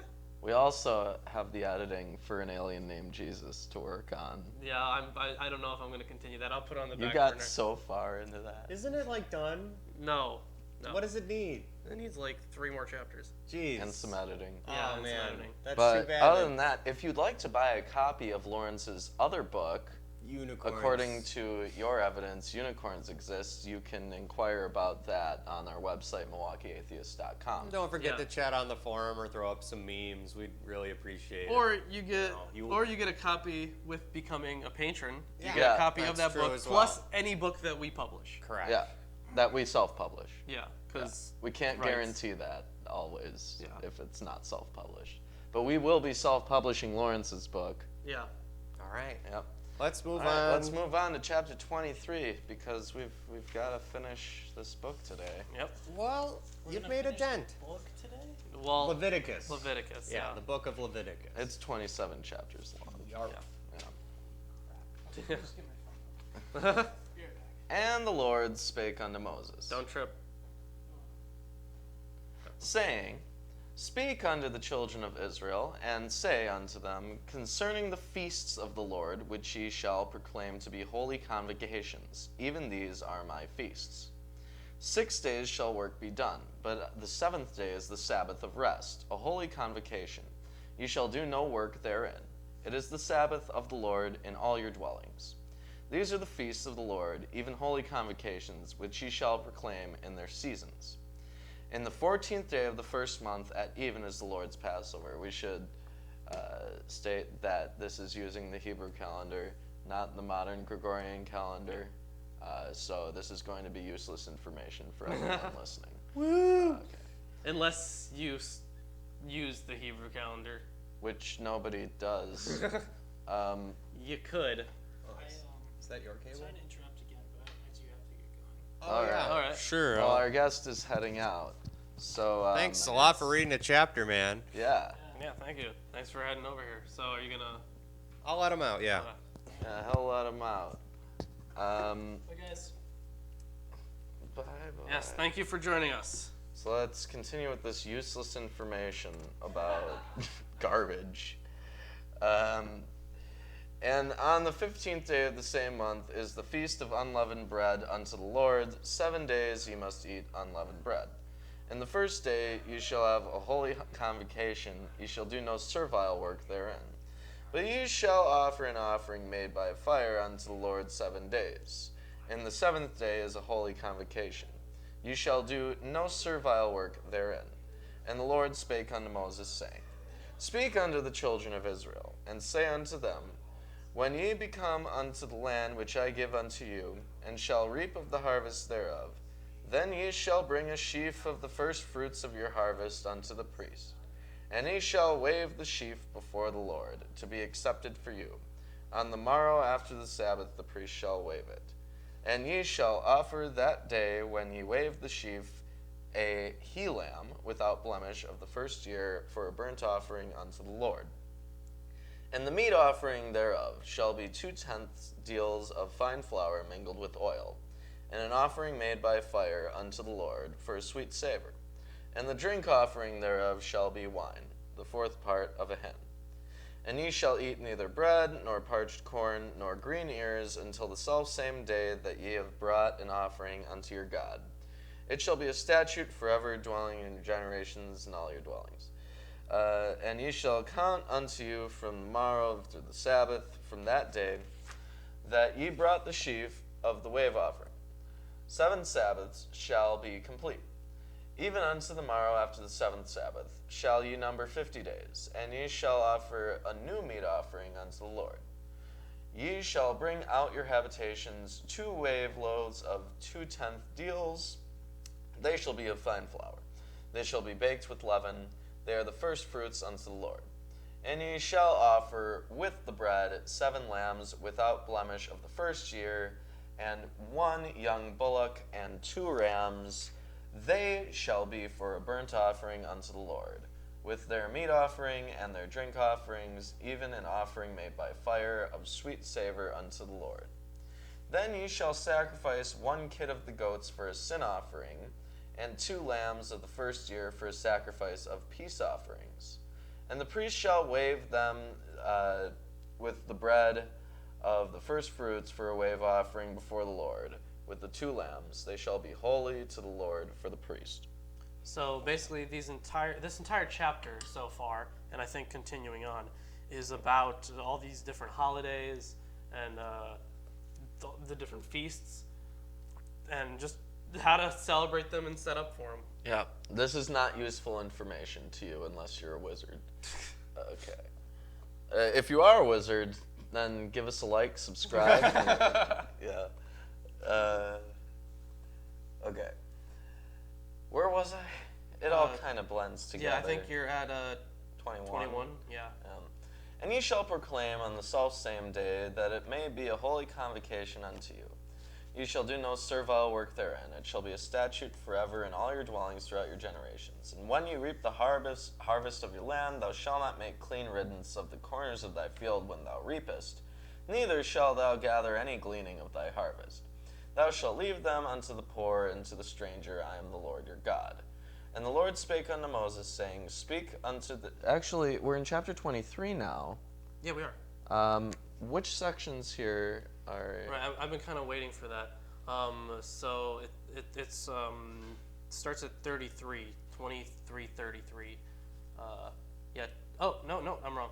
23, 39 to 43. Those were added in later, so Okay. we're almost there. We'll get there soon. So they're talking about leaving food for the stranger again. And the Lord spake unto Moses, saying, Speak unto the children of Israel, saying, In the 7th month, on the first day of the month, shall ye have a Sabbath, a memorial of blowing of trumpets, a holy convocation. By the trumpets, they mean the shofars, which is just a ram's horn that's been repurposed as a horn. One of those. You shall do no servile work therein, but you shall offer an offering made by fire unto the Lord. And the Lord spake unto Moses, saying, Also on the 10th day of this 7th month there shall be a day of atonement. It shall be a holy convocation unto you, and ye shall afflict your souls in an offering made by fire unto the Lord. And ye shall do no work in that same day, for it is a day of atonement, to make an atonement for you before the Lord your God.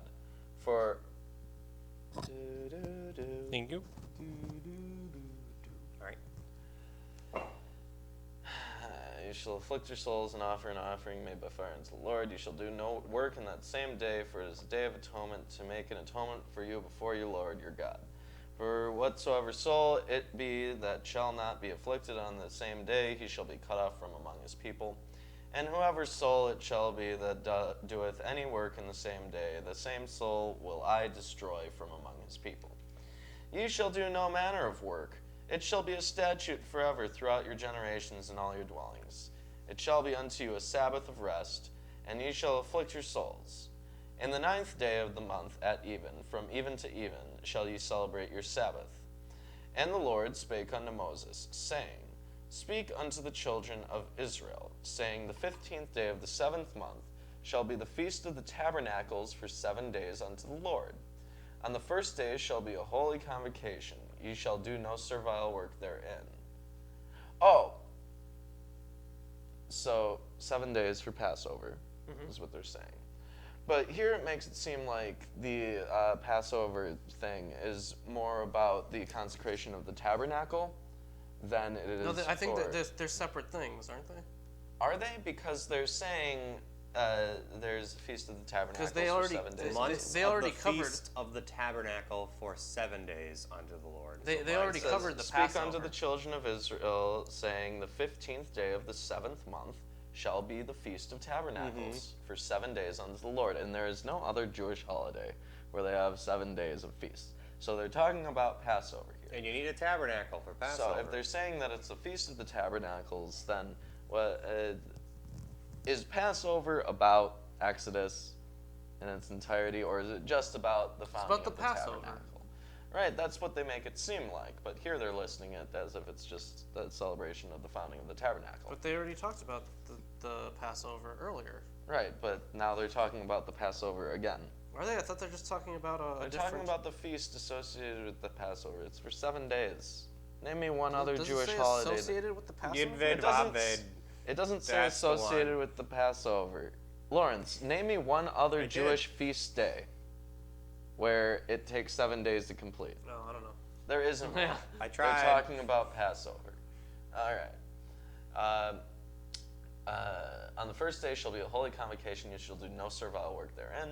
7 days you shall offer an offering made by fire unto the Lord. On the 8th day shall be a holy convocation unto you. And ye shall offer an offering made by fire unto the Lord. It is a solemn assembly, and ye shall do no servile work therein. These are the feasts of the Lord, which ye shall proclaim to be holy convocations, to offer an offering made by fire unto the Lord, a burnt offering, and a meat offering, a sacrifice, and drink offerings, everything upon this day. Besides the Sabbaths of the Lord, and besides your gifts, and besides all your vows, and besides all your freewill offerings which ye should give unto the Lord, also in the 15th day of the 7th month, when ye have gathered in the fruit of the land, you shall keep a feast of the Lord 7 days, another 7-day feast. See, I'm not familiar with all these 7-day feasts. We were both brought up in Jewish households. How many 7-day feasts? Saturnalia is Well, I longer. only- This is Saturnalia. No, Yeah, it's longer. It's like a month. I don't think No, this is 7 Saturnalia even days. existed yet. No, this is. You don't think so? No. Oh, what? Isn't there a Babylonian thing then that's like that? That. I don't recall. Ah. It's a If 7-day anybody feast. recalls what's a bunch of 7-day feasts about a tabernacle, let us go. Or let us know. On the first day shall be a Sabbath, and on the 8th day shall be a Sabbath. So we've just gotten a week. We finally have a reference as to how long a week is. Hot dogs. And ye shall keep it a feast unto the Lord 7 days in the year. It shall be a statute forever in your generations. Ye shall celebrate it in the 7th month. Ye shall dwell in booths 7 days. All that are Israelites born shall dwell in booths. What does that mean? So this is called the Feast of Booths, and I'll actually get to it here. Oh. While so finish up the All right, chapter. and while you're reading that, I'm going to have to go to the bathroom after I finish it. Right. Can you get more coffee? Yeah, I can. Pop some milk in here too. I won't guarantee what kind of liquid is added to your coffee. That'd be really nice. It's right next to the fridge. Ye shall dwell in booths 7 days, and all those. Okay. That your generations may know that I made the children of Israel to dwell in booths when I brought them out of the land of Egypt. I am the Lord your God. And Moses declared unto the children of Israel the feasts of the Lord. Wow, what a great summary that they added in at the end there, instead of stating that he said it all to them. Yeah. The It's appointed seasons of the Lord is how mine ends. Yeah, I Yeah. got all the appointed feasts, but I'm guessing that's the same thing. I will return Moses. All right, so I'm going to talk a little bit about, I'm just going to read straight from this thing, to talk a little bit about the Feast of Booths. And the only part that was later added in was 39 to 43. There is another insertion that is more revealing. The peace source gives laws about holidays in Leviticus 23.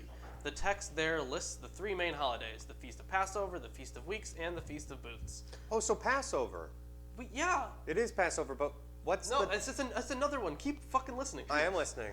And also the New Year and Day of Atonement holidays. This holiday list is plainly marked. It begins at verse 4 and ends at verse 37 with the words, "These are the holidays of Yahweh." But then 2 verses after the end of the list, verse 39, suddenly there is another law about one of the holidays, the Feast of Booths.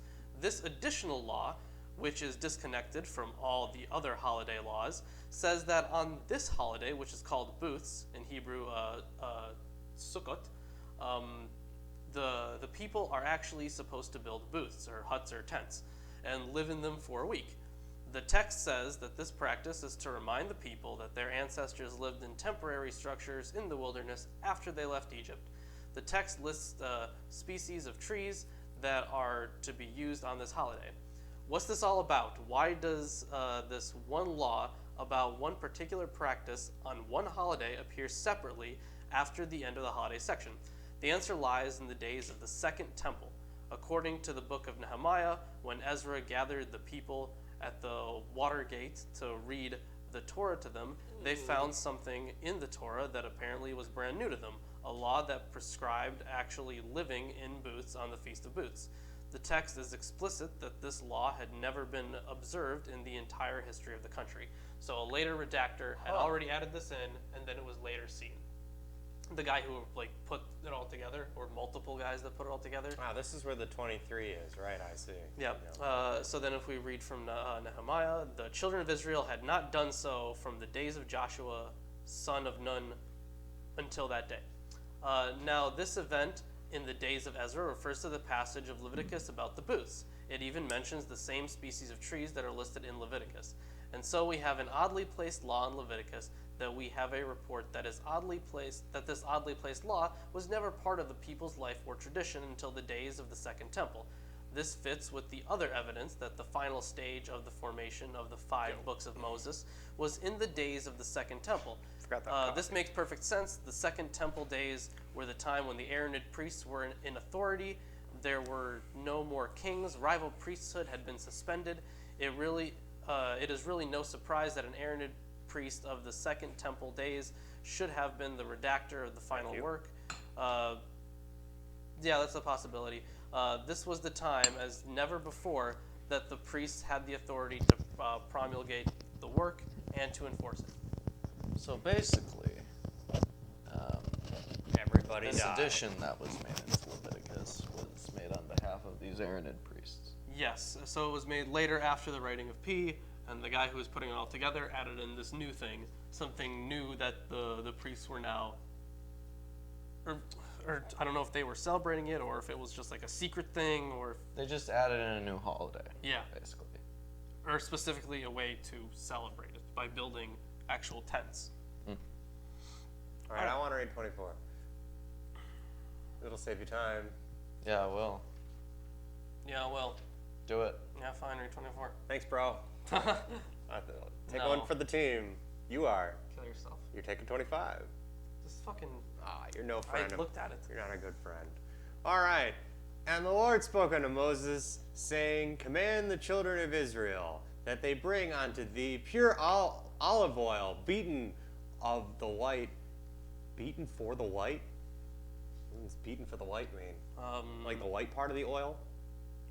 Pure oil from beaten olives for the lamp. For the light. They mean a light source. Gotcha. Yeah. Oh, I could have just read the next part. To cause a lamp to burn continually. Very good.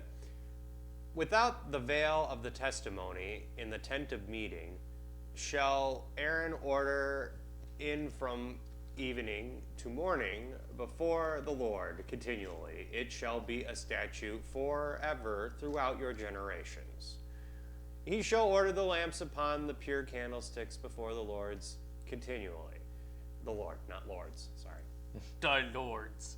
If this were Genesis, maybe. If this were Maybe. Genesis, maybe. Yeah. And thou shalt take fine flour and bake 12 cakes thereof, 2/10 part of an arif. Ephah. Sorry, I haven't said that in a while. Harif. Where did you get the fucking R? Rrr, I'm mad. Shall be in one cake, and thou shalt set them in 2 rows, 6 in a row upon the pure table before the Lord. So more ceremonial setup. Yeah. A lot of it. Interesting here thing. It says on a table of pure gold. That's. I feel like that would be a very important distinction. Oh, this is in the Mine tabernacle. says the pure table. Yeah, mine says the Pure table. I was like, Well, how I'm is sh- that? 100% table. Like, if no we memorize impurities. the exact Pure setup of table. the tabernacle, Right, we right. would probably know that it's What a table of gold. Pure table would Guys, be. it's like an infomercial. Pure table. We guarantee it. It's 100% table. 100% table. You'll love it. All right. That's a good selling point. Thanks. Where am I? I'm at 7? Yeah. Okay.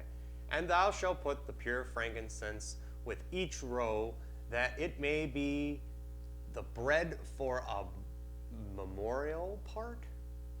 Right? Yeah. Huh. Even an offering made by fire unto the Lord. So a memorial for what? Shit? A memorial. Like, this is a thing that you can do. Like, this is one of the ways that you Commemorate. demonstrate. Okay. I see. Every Sabbath day he shall set it in order before the Lord continually. It is for the children of Israel an everlasting covenant, and it shall be for Aaron and his sons, and they shall eat in it a holy place. Eat it in a holy place. For it is most holy unto him, for the offerings of the Lord made by fire a perpetual dew. And the sons of an what is this? Israelitish? Israelitish. Israelitish woman whose father was an Egyptian, not Egyptianish, Egyptian, went out amongst a monk. Man, I'm doing real bad today. You are. I don't know why. I've just been stuttering today. Some days aren't great. I don't know why. Went out amongst the children of Israel, the sons of the Israelitish woman and a man of Israel strove together in the camp, and the son of the Israelitish woman blemished the name and cursed. And they brought him unto Moses, and his mother's name was Shalomith. Am I wrong? No, it Shelomith? looks like Shalomith. Shalomith? Yeah. The daughter of Debris of the tribe of Dan. And my favorite tribe, easiest to say. And they put him inward, that it might be declared unto them at the mount of the Lord. And the Lord spoke unto Moses, saying, Bring forth him that hath cursed without the camp, and let all that heard him say their hands upon their heads, and let all the congregation stone him. And thou shalt speak unto the children of Israel, saying, Whosoever curseth his Lord shall bear his sin. So they killed a kid because he said goddamn or something. Mm-hmm. Goddamn. Yep. Or something. Blasphemy. I forget. Is this the? No. Go on. Okay. Keep going. And he that blasphemeth the name of the Lord, he shall surely be put to death. All the congregation shall certainly stone him, as well the stranger as the homeborn, when he blasphemeth the name, shall be put to death. And he that smiteth any man mortally shall surely be put to death. And he that smiteth a beast mortally shall make it good for life. And if a man maim his neighbor, as he hath done so, shall it be done to him. So this is the eye for an eye right here. Yeah, It keeps going. It Yeah. literally says that. Here it is. I'm like, here it's coming. Yeah. Breach forth. What's that? Breach for breach. Yeah. Yes. I have fracture for Eye fracture. for eye, tooth for tooth. Yep. As he hath maimed a man, so shall it be rendered unto him. That's brutal as fuck. This is Babylonian laws. That's like Yeah. ancient shit right here. Why is So this in here all of a sudden? What's really interesting is that when they're talking about taking an animal's life or hurting an animal, that just says make it good, life for life. Mine says beast for beast. Beast. Wait, so you would kill another beast? That's right. Infinite slaughter. If I perpetually. kill one of your animals, You get to kill one of mine. then you get to kill one of mine. Right. Oh, what if I don't have any animals? And then But you're this is kind of vague here, because whoever takes a human life shall surely be put to death. Whoever takes an animal's life, any animal, shall make it good, life for life. Yeah. He has Yeah. to pay up for his. Yeah, he's got That's- to pay up. You got to make it good. It says nothing about another person though. It just says whoever takes He'll- an animal's life. He'll make it good. So if you kill one of your own animals, what do? You make it good. How? You use all of its parts. No matter what animal that you kill, you also must offer another animal to God. I guess. Maybe, I don't know. All right. And now we're past that line with all those brutalities. You're at 21. Yes, I am. And he that killeth a beast shall make it good, and he that killeth a man shall be put to death. And let's see, ye shall have one manner of law, as well for the stranger as for the homeborn. I am the Lord your God. And Moses spoke to the children of Israel, and they brought forth him that have cursed out of the camp, and stoned him with stones, as opposed to with rocks or boulders or gravel. They didn't gravel him to death. with That would just be stones. so annoying. I know. And the children of Israel did as the Lord commanded Moses. There you go. All right. All right. Lawrence, it's your turn. Epic Yes, it saga is. time. Yes, it is. Yes. Chapter 25. The Lord spoke to Moses on Mount Sinai, saying, Speak to the people of Israel and say to them, When you come into the land that I give you, the land shall keep a Sabbath to the Lord. For 6 years you shall sow your field, and for 6 years you shall prune your vineyard and gather in its fruits. But in the 7th year there shall be a Sabbath of solemn rest for the land, a Sabbath to the Lord. You shall not sow your field or prune your vineyard. You shall not reap what grows of itself in your harvest, or gather the grapes of your undressed vine. It shall be a year of solemn rest for the land. The Sabbath of the land shall provide food for you, for yourself, and for your male and female slaves, and for your hired worker, and the sojourner who lives with you, and for your cattle, and for the wild animals that are in your land. All its yield shall be for food. So, Sweet. kind of a similar thing to the Jacob story, right? No, is it Jacob? Yeah, it's Jacob. No, Joseph. It's Joseph. To the similar thing to the Joseph story, where he saved up food for a while because there was going to be this famine. Except now it's like 6 years you can harvest and stuff, but then on the 7th you just gotta let it grow. So that nutrients can grow in Yeah. soil. Sweet. This is good harvesting advice for everyone. Yeah, I've I heard mean, better. I'm sure it's not the ideal best. No, harvesting no, advice. it's just some advice. Yeah, there's probably a better timing that you could do it with. But Sure. It's the general principle. You shall count 7 weeks of years. 7 weeks of years? What? Or Sabbaths. Okay, so you shall count 7 Sabbaths of years. 7 times 7 years, so that the time of the 7 weeks of years shall give you 49 years. Then you shall sound the loud trumpet on the 10th day of the 7th month. On the day of atonement, you shall sound the trumpet throughout all your land, and you shall consecrate the 50th year and proclaim liberty throughout the land to all its inhabitants. So this is very interesting. This is kind of similar to how Mayan calendars worked, where they had these big cycles. Except the Mayans had it for 52-year cycles. Yep. So that's why 52 was like a special age when you reached it. You've reached some sort of enlightenment just for living through a whole cycle. Well, it's just because most people wouldn't live that long. Right.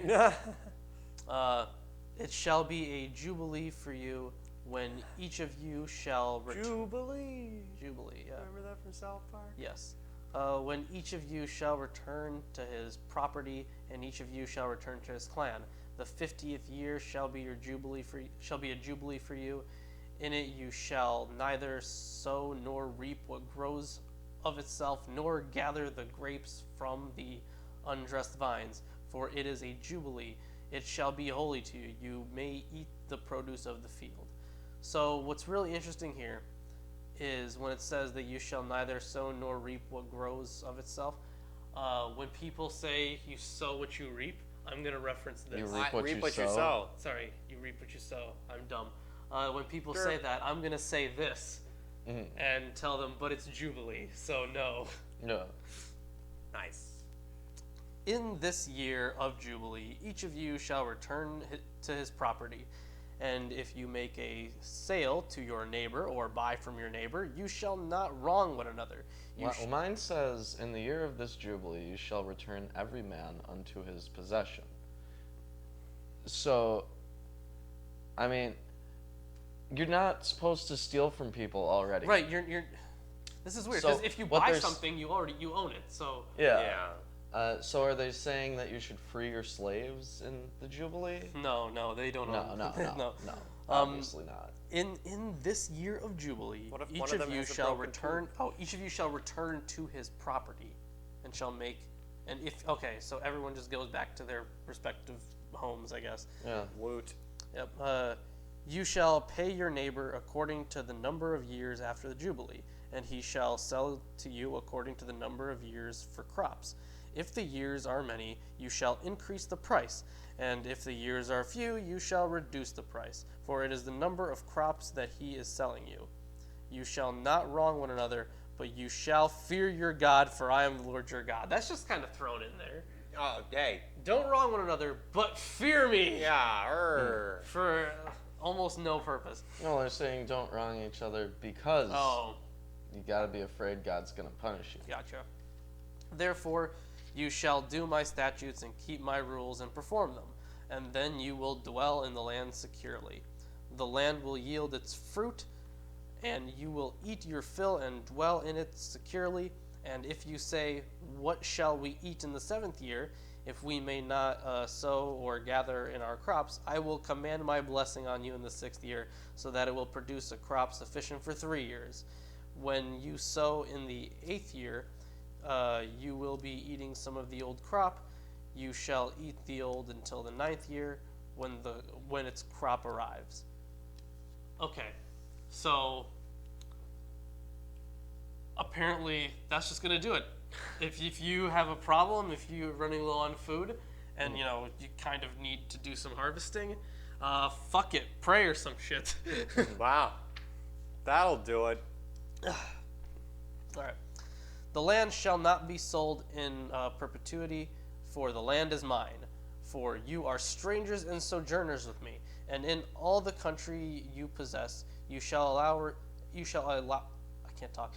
allow a redemption of the land. It's not just me. Yeah. If your brother becomes poor and sells part of his property, then his nearest redeemer shall come and redeem what his brother has sold. If a man has no one to redeem it, and then himself becomes prosperous and finds sufficient means to redeem it, let him calculate the years since he sold it and pay back the balance to the man to whom he sold it, and then return to his property. But if he does not have sufficient means to recover it, then what he sold shall remain in the hand of the buyer until the year of Jubilee. Wait, did I just totally skip over a word? Hold on. A whole word? Wow, Okay, Lawrence. yeah, in the Jubilee it shall be released, and he shall return to his property. If a man sells a dwelling house in a walled city, he may redeem it within a year of its sale. For a full year, he shall have the right of redemption. So that's not true in this era. If you No. buy your house, you can't go in a year. No, we "Yeah, don't I live don't by want it biblical anymore. This law, house sucks. Chris. No, we don't. The United States is not a Judeo-Christian nation. It is not. Wow. See, guys, This is a anyone who fact. says it is. Look, if the Well, United I know that's States not is true. a Christian nation, then you should be able to go buy a house that you sold last year. I should also be able to buy slaves, Yeah. And you and I can't do that. And you should be anymore. able to sell your daughter into sexual slavery. Yeah, Yep, perfectly permissible. that would be a Christian state. Yeah. Yeah. Let's all hope that never Oh happens. my God, you guys know Saitan? Who? Saitan. How would I know him? Saitan Bruggencate? You've talked about him a He's- million bajillion He's this times. piece of shit, like presuppositional apologist. He was in a debate with Matt Dillahunty, and Oh. somebody asked, "What is democracy the best form of government?" And he said, "No, I think theocracy is the best form of government." Oh, he's And got then it he covered. doubled down, and he was like, "Christian theocracy." Piece of shit. Brilliant. This guy. Well, democracy isn't the best form of Yeah, I understand, but Christian theocracy is Look, demonstrably worse. it One is step- demonstrably worse One than step democracy. forward, several 100,000 steps back. All right, where the fuck was I? One step forward. Oh, so I'm 100,000 steps back. Okay. Genesis 1:1. Yeah, let's start again, guys. Yep. In the beginning. Okay, if it is not redeemed within a full year, then the house in the walled city shall belong in perpetuity to the buyer throughout his generations. It shall not be released in the Jubilee. But the house, so you own stuff for longer than you actually own it, is basically what the Bible That's is saying. cheating. Okay. But the houses of the villages that have no wall around them shall be classified with the fields of the land. They may be redeemed, and they shall be released in the Jubilee. As for the cities of the Levites may redeem at any time the houses of the cities they possess. At any time. And if Whoa. one of the Levites We really need that exercises house his right back. of redemption, then the house that was sold in a city they possess shall be released in the Jubilee. For the houses in the cities of the Levites are their possession among the people of Israel. But the fields of pasture land belonging to their cities may not be sold, for that is their possession forever. So let me just say, if any of you are these guys, and this applies to you, this is really important. I'm actually a Levite. Oh, wow. Yeah. Oh, I have no idea. Leave. I'm. Right. You don't get to tell me that. This is my land now. I'm repossessing it. It's It not says it Jubilee. right here It says it right here. Yeah, thanks. in the Bible. Wow. Well, if we keep reading, you'll see how I can just reclaim it randomly. If your brother becomes poor and cannot maintain himself with you, you shall support him as though he were a stranger and a sojourner, and he shall live with you. Take no interest for him or profit, but fear your God, that your brother may live beside you. You shall not lend him your money at interest. I was just making sure that Chris couldn't play with that. Okay. We could have got that fidget ball, or cube. Yeah, they're selling these fidget cubes at Walmart now. I'm sorry, what?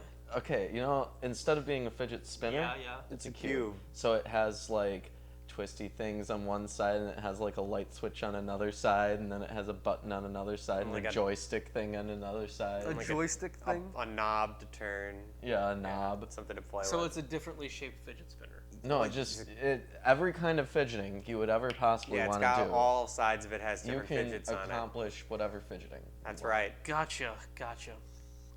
This is a long show. Well, Yes, guess it This is a is. long Well, show, let me DB tell ya. Cisco, but you can make it more entertaining by liking the video and sharing it with your friends, families, etc.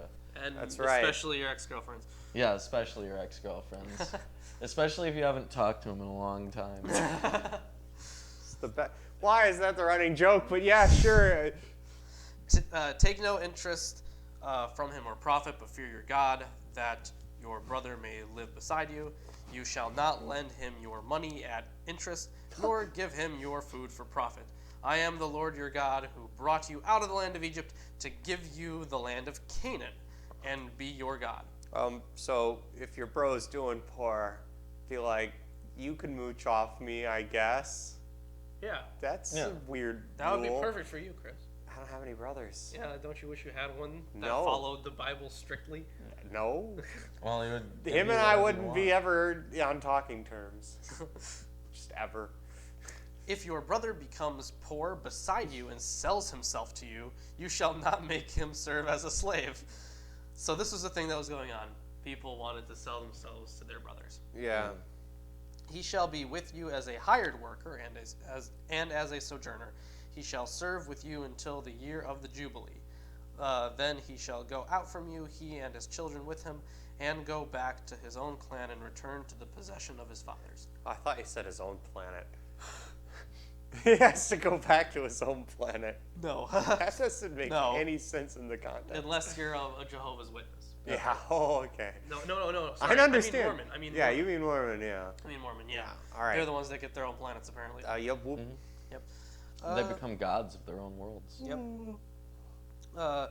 Then he shall go out from you and his children with him and go back to his own clan and return to the possession of his fathers, for they are my servants, whom I brought out of the land of Egypt. They shall not be sold as slaves. You shall not rule over him ruthlessly, but shall fear your God.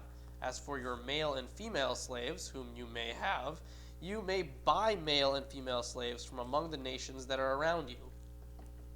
See? Those are the slaves you can buy. The ones that aren't, you know, They can't be your brother. Yep. they can't be like your tribe, basically. Yeah, that too.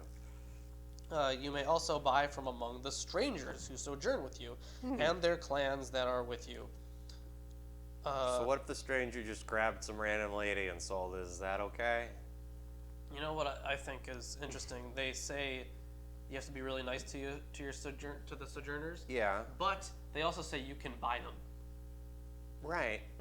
Yeah. So if you want to, like, we want you to be nice to them, but you can also purchase them. Damn. Where the fuck was I? Strangers and their clans with you, who have been born in your land. Okay, so if they were born in your land, and they may be your property, you may bequeath them to your sons after you to inherit as a possession forever. You may make slaves of them, but over your brothers, the people of Israel, you shall not rule, one over another ruthlessly. So yeah, you can buy other people, not your own group. If a stranger or sojourner with you becomes rich, and your brother beside him becomes poor and sells himself to the stranger or sojourner with you or a member of the stranger's clan, then after he is sold, he may be redeemed. One of his brothers may redeem him, or his uncle or his cousin may redeem him, or a close relative from his clan may redeem him. Or if he grows rich, he may redeem himself. He shall calculate with his buyer. Oh, we got a subscriber. We got a subscriber. Thank you for subscribing. Thanks We'll for see it in about 5 subscribing. seconds, and maybe we'll be able to see it. Maybe we'll be able. Yeah. Twain? Twan Vulgators? I can't. Okay. do it. Well, they thanks, abandoned Twan. God. Thank you. Yes, thank you for abandoning God. He shall calculate with his buyer from the year when he sold himself to him until the year of Jubilee, and the price of his sale shall vary with the number of years. The time he was with his owner shall be rated as the time of a hired worker. If there are still many years left, he shall pay proportionately for his redemption sum of his sale price. If there remain but a few years until the year of Jubilee, he shall calculate and pay for his redemption in proportion to his year of service.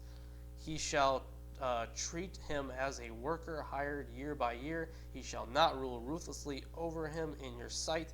And if he is not redeemed by these means, then he and his children with him shall be released in the year of Jubilee. For it is to me that the people of Israel are servants.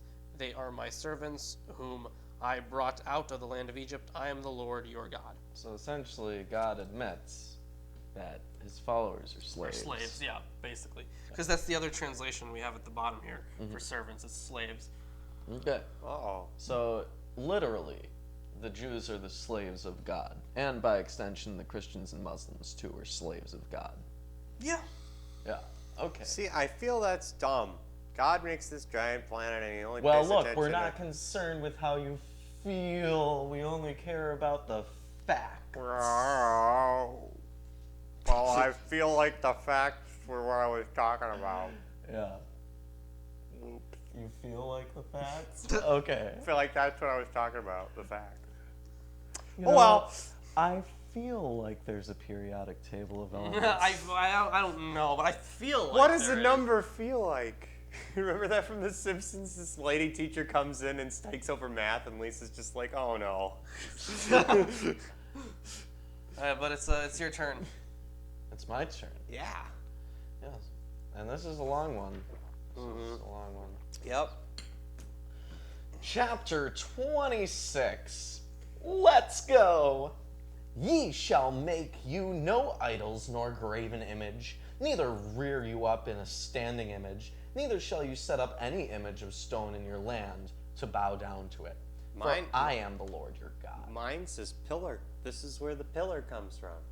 Says the no graven image or pillar. Yeah, or pillar. God hates pillars. Yeah, he doesn't like those phallic objects at all. No. He would smite all of them if he had the opportunity. Every single one of them. Those things made in his image. Wait. Okay. So we're not supposed to make things in the image of God, but human beings are made in the image of God. So we're not So are supposed we to not make supposed to human be- reproduce? Not supposed to make human beings. Logic. Is Wait, that- no, God still makes them? Question mark? I don't know. Did you move that chair further, or could you move it a little bit more? Yeah, I probably can. Just off the screen. There you go. Well, anyways, Great let's job. continue then. Yeah. You I shall it felt keep my weird Sabbath. that we were all so close together. Well, Yeah. we had guests, so yeah. Yeah. Ye shall keep my Sabbaths and reverence my sanctuary. I am the Lord. If you walk in my statutes and keep my commandments and do them, then I will give you rain in due season, What? and He the land gives shall rain? yield her increase, and the trees of the field shall yield their fruit. And your threshing shall reach into the vintage, and the vintage shall reach into the sowing time, and ye shall eat your bread to the full and dwell in your land safely. Quick question. What part of these people's lives was not about God? None. Yeah, none. They They're were the priesthood. slaves. They literally just said they're the slaves. Okay. You're the slaves of God. Why would you want to be slaves to God? That's a horrible religion. It was in exchange for no longer being slaves in Egypt.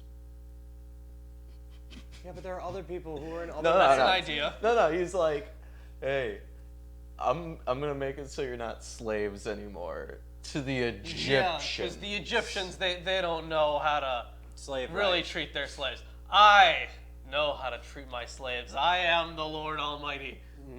Yeah. How nice. Yep. And I will give you peace in the land. Whoa, we're getting hit by some guys. It's just fucking. I want to... keep going. I mean, there's a lot going on there. You can. And I will give peace in the land, and ye shall lie down, and none shall make you afraid. And I will rid evil beasts out of the land, neither shall the sword go through your land. And ye shall chase your enemies, and they shall fall before you by the sword. And 5 of you shall chase 100, and 100 of you shall put 10,000 to flight. And your enemies shall fall before you by the sword. For I will have respect unto you, and make you fruitful, and multiply you, and establish my covenant with you. Still promising on that. And ye shall eat old store and bring forth the old because of the new. And I will set my tabernacle among you, and my soul shall not abhor you. And I will walk among you, and will be your God, and ye shall be my people. I am the Lord your God, which brought you forth out of the land of Egypt, that ye should not be their bondmen. And I have broken the bands of your yoke, and made you go upright. But if ye will not hearken unto me, and will not do all these commandments, and if ye shall despise my statutes, or if your soul abhor my judgments, so that ye will not do my commandments, but that ye will break my covenant, I also will do this unto you. I will even appoint over you terror, consumption, and the burning egg. Mine says Oh, it's ache. It's Yeah, just ache. a terrible ague. Ache. Oh, okay. weird. That shall consume the eyes and cause sorrow of heart. Mine says fever though. And ye shall sow your seed in vain, for your enemies shall eat it. And I will set my face against you, and ye shall be slain before your enemies. They that hate you shall reign over you, and ye shall flee when none pursueth you. And if ye will not yet for all this hearken unto me, then I will punish you 7 times more for your sins, Oh, and I will right. break the pride of your power, and I will make your heaven as iron, and your earth as brass. Okay, so you once again have to go along with this Yes. or suffer. You Yeah. must go Yeah. along. Yeah. And the thing And is you they're- also have to be fruitful and multiply, or else you'll suffer. Mhm. This just sucks. And your strength shall be spent in vain.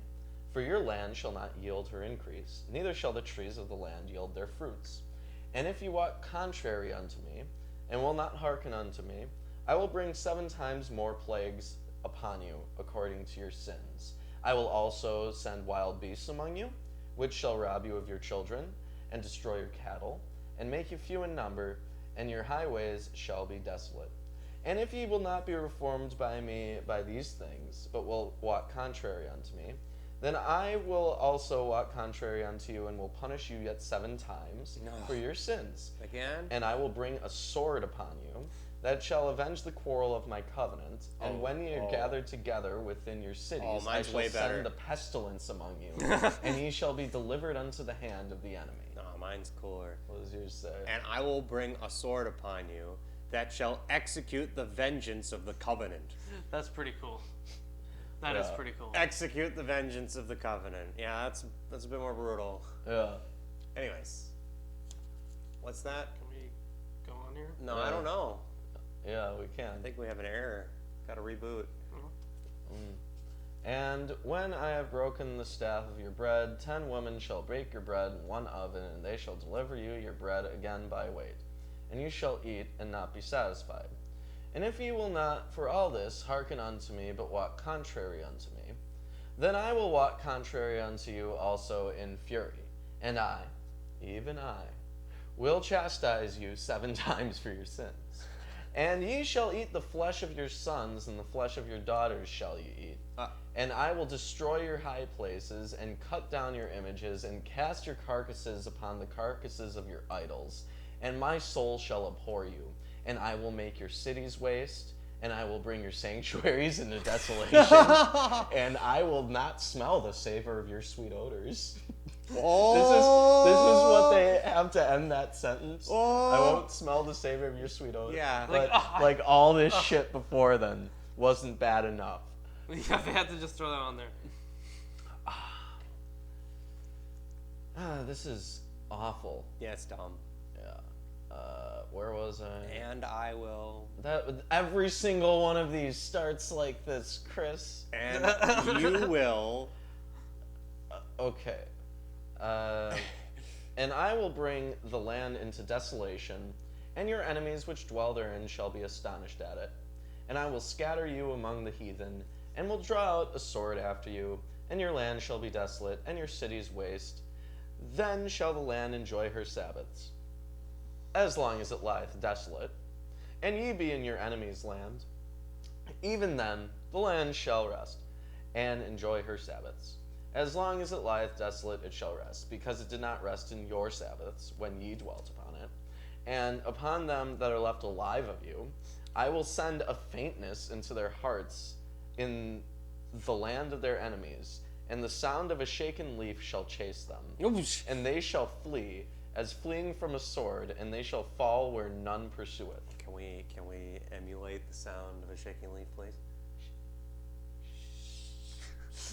Yeah, that static earlier, guys. Just imagine that. And they shall fall one upon another, as it were before a sword, where none pursueth, and ye shall have no power to stand before your enemies. And ye shall perish among the heathen, and the land of your enemies shall eat you up. And that they that are left of you shall pine away in their iniquity in your enemies' lands. And also in the iniquities of their fathers shall they pine away with them.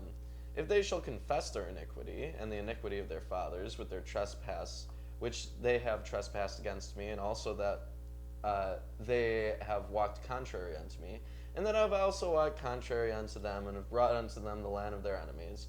If then their uncircumcised hearts be humbled, and they then accept the punishment of their iniquity, then I will remember my covenant with Jacob, and also my covenant with Isaac, and also my covenant with Abraham will I remember. And I will remember the land. The land also shall be left of them, and shall enjoy her Sabbaths, while she lie desolate without them. I think God forgets about people to punish them. Yeah. So one thing Interesting. I want to know is this in the rest of this, except for the last verse of this chapter, like from verse 39 to verse 45. That's all later redaction, and it's about being restored from exile. Because if you notice here, it says, "But if they confess their iniquity and the iniquity of their fathers and their treachery that they committed against me, and also in walking contrary to me." So basically, he's setting this up that if you confess the sins, if you realize that you have fucked up, then you're fine to come back in. So, But this was added in later. Yes, this was added in later by somebody So else. originally, this did not say anything about being able to confess your sins. Right. That was added in by the guy that was putting it all together. That guy's a jerk. Yeah, because he was talking about basically restoration from exile.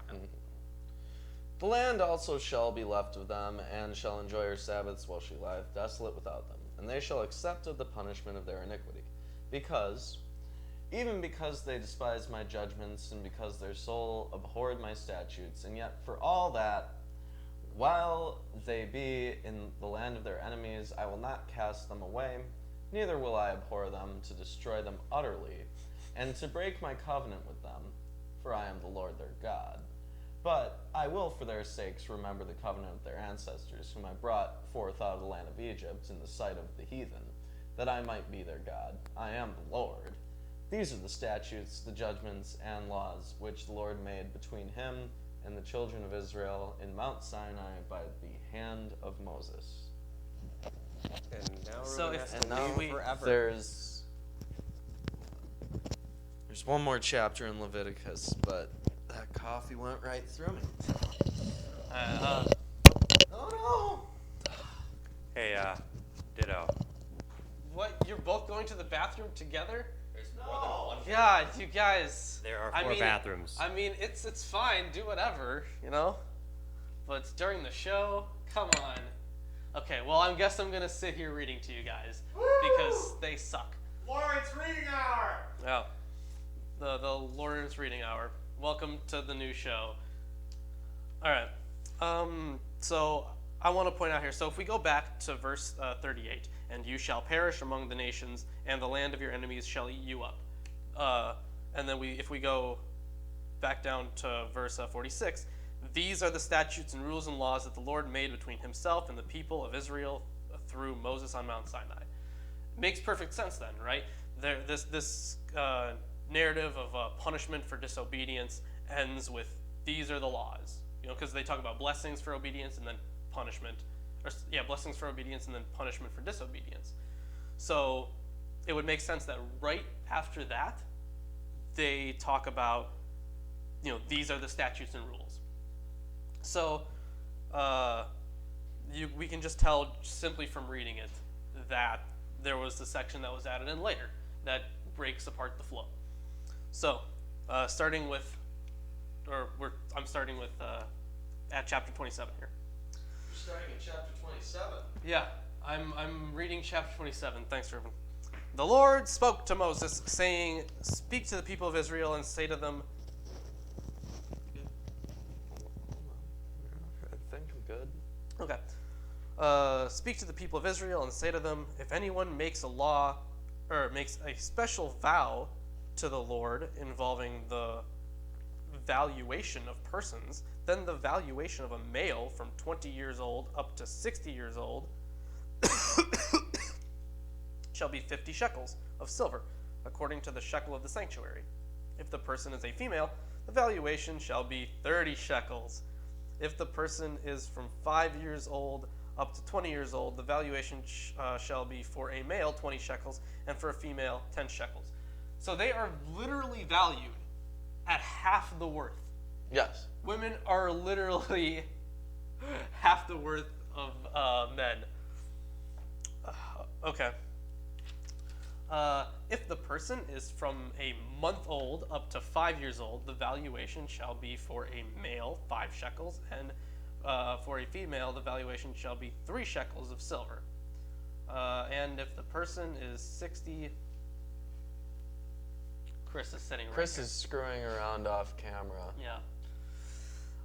And if the person is 60 years old or over, then the valuation for a male shall be 15 shekels, and for a female, 10 shekels. So that's not exactly half. Mm-mm. You think I don't know what you were doing? I mean the whole thing. What's I doing? Hey, Lawrence. I hate you. I got you. I got you. Not you. I got you. Yep, you got me. I got him. Can I finish this chapter? Yeah, you Hold can. on. I have irrelevant commentary to add. Okay. Well, that was it. It's All irrelevant. right. And if the person is 60 years old or over, then the valuation for a male shall be 15 shekels, and for a female 10 shekels. And if someone is too poor to pay the valuation, then he shall be made to stand before the priest, and the priest shall value him. The priest shall value him according to what the vower can afford. Okay, so they basically, Look, if you can't afford it, we'll just take everything you got. yeah, pretty much. That's the gist of it. Damn. If the vow is an animal that may be offered as an offering to the Lord, all of it that he gives to the Lord is holy.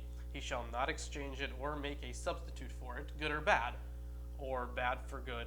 Or sorry, make a substitute for it, good for bad or bad for good. And if he does in fact substitute one animal for another, then both it and the substitute shall be holy. And if it is any unclean animal that may not be offered as an offering to the Lord, then he shall stand the animal before the priest, and the priest shall value it either as good or bad, and the priest values it, so it shall be. But if he wishes to redeem it, he shall add a fifth to the valuation. I like fifths a lot. 20% flat tax, essentially, is what we're looking at. Yeah. Yeah, Okay. They really like that number. yeah, they do. Huh. I'm guessing because it was easy. I mean, maybe. When a man dedicates his house as a holy gift to the Lord, the priest shall value it as either good or bad. As the priest values it, so it shall stand. And if the donor wishes to redeem his house, he shall add a fifth to the valuation price, and it shall be his. If a man dedicates to the Lord part of the land that is in his possession, then the valuation shall be in proportion to its seed. A homer, what's a homer here? A homer was about 6 bushels or 220 liters. Now you know. Yep. A homer of barley seed shall be valued at 50 shekels of silver. So 6 bushels of seeds are about worth as much as a male adult. Mm-hmm. Yeah. I'm not buying Value system. it. Guys, Values. guys. Christian values. Yep. Christian values. Hashtag. If he dedicates his field from the year of Jubilee, the valuation shall stand. But if he dedicates his field after the Jubilee, then the priest shall calculate the price according to the years that remain until the year of Jubilee, and a deduction shall be made from the valuation. And if so, it potentially costs less than the person great. And if he who dedicates the field wishes to redeem it, then he shall add a fifth to its valuation, and it shall remain his. But if he does not wish to redeem the field, or if he has sold the field to another man, it shall not be redeemed anymore. But the field, when it is released in the Jubilee, shall be a holy gift to the Lord, like a field that has been devoted. The priest shall be in possession of it. If he dedicates to the Lord a field that he has bought, which is not part of his possession, then the priest shall calculate the amount of valuation for it up to the year of Jubilee, and the man shall give the valuation on that day as a holy gift to the Lord. In the year of Jubilee, the field shall return to him from whom it was bought, to whom the land belongs as a possession. Every valuation shall be according to the shekel of the sanctuary, 20 gerahs. How do we pronounce that again? Gerahs. Gerahs, whatever, shall make a shekel. And let's see, 20,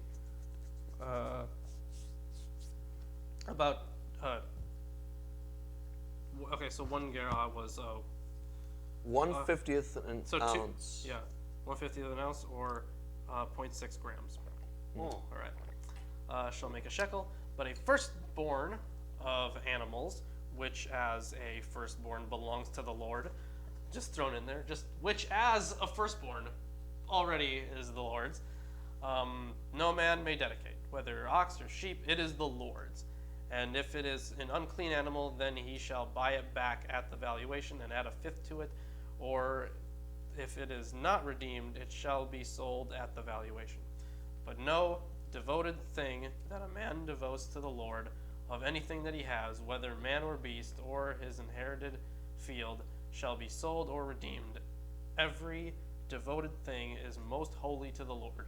No one devoted who is to be devoted for destruction from mankind shall be ransomed. He shall surely be put to death. So let's see, destruction from mankind. So just set apart as an offering, okay. Every tithe of the land, whether of the seed of the land or of the fruits of the trees, is the Lord's. It is holy to the Lord. If a man wishes to redeem some of his tithe, he shall add a fifth to it. And every tithe of herds and flocks, every tenth of animal, of all that pass under the herdman's staff, or the herdsman's staff, shall be holy to the Lord. One shall not differentiate between good or bad, neither shall he make a substitute for it. And if he does substitute for it, then both it and the substitute shall be holy. It shall not be redeemed. These are the commandments that the Lord commanded Moses for the people of Israel on Mount Sinai. And we're done with Leviticus. Done. Now, we're going to be going into Numbers, which is a little bit longer than Leviticus. It's 36 chapters. Yes, but it also has actual stories in it. It also has actual stories. Some of which are retellings. Ooh, this one's like all the people die, right? Oh, yeah. Oh boy, that's a good one. So basically, we're going to be moving on from the less exciting parts and the slightly less exciting parts. Oh my god, just like fucking once we get to Chronicles, I think we're just going to do an episode on just the genealogy. We have read Funzos. Leviticus. We are The greatest. capable Now of we are being priests. Yeah. Yep. We can do stuff in the priesthood with Aaron. So, let's see, aside from this reading, definitely if you can make it to the event at UWM, the University of Wisconsin-Milwaukee, on the 5th, it'd be so great to have you. You can talk to Aaron. Aaron's a cool dude. If you've never talked to Aaron, you'll like Aaron. Oh yeah, if you've got questions for Aaron Ra that you'd like to bring up, then feel free to post those on our website, MilwaukeeAtheist.com. Yep. We have forums, and we'll ask them on stream for you. Yeah, definitely. And other than that, if you like what we do, we could really use your help to continue doing it. You could become a patron, as low as $1 a month. You get good rewards. You get behind the scenes access. You can get a copy of all the books we publish. You can be on the show, a bunch of stuff. Is the address posted at the event? The event is, there's a Facebook thing. Yes, for there it. is. I think it's he said like secular humanist meetup, or Secular Humanists of America at the Fireside Lounge, I think. Yep. Yeah. At University of Wisconsin-Milwaukee. Yep.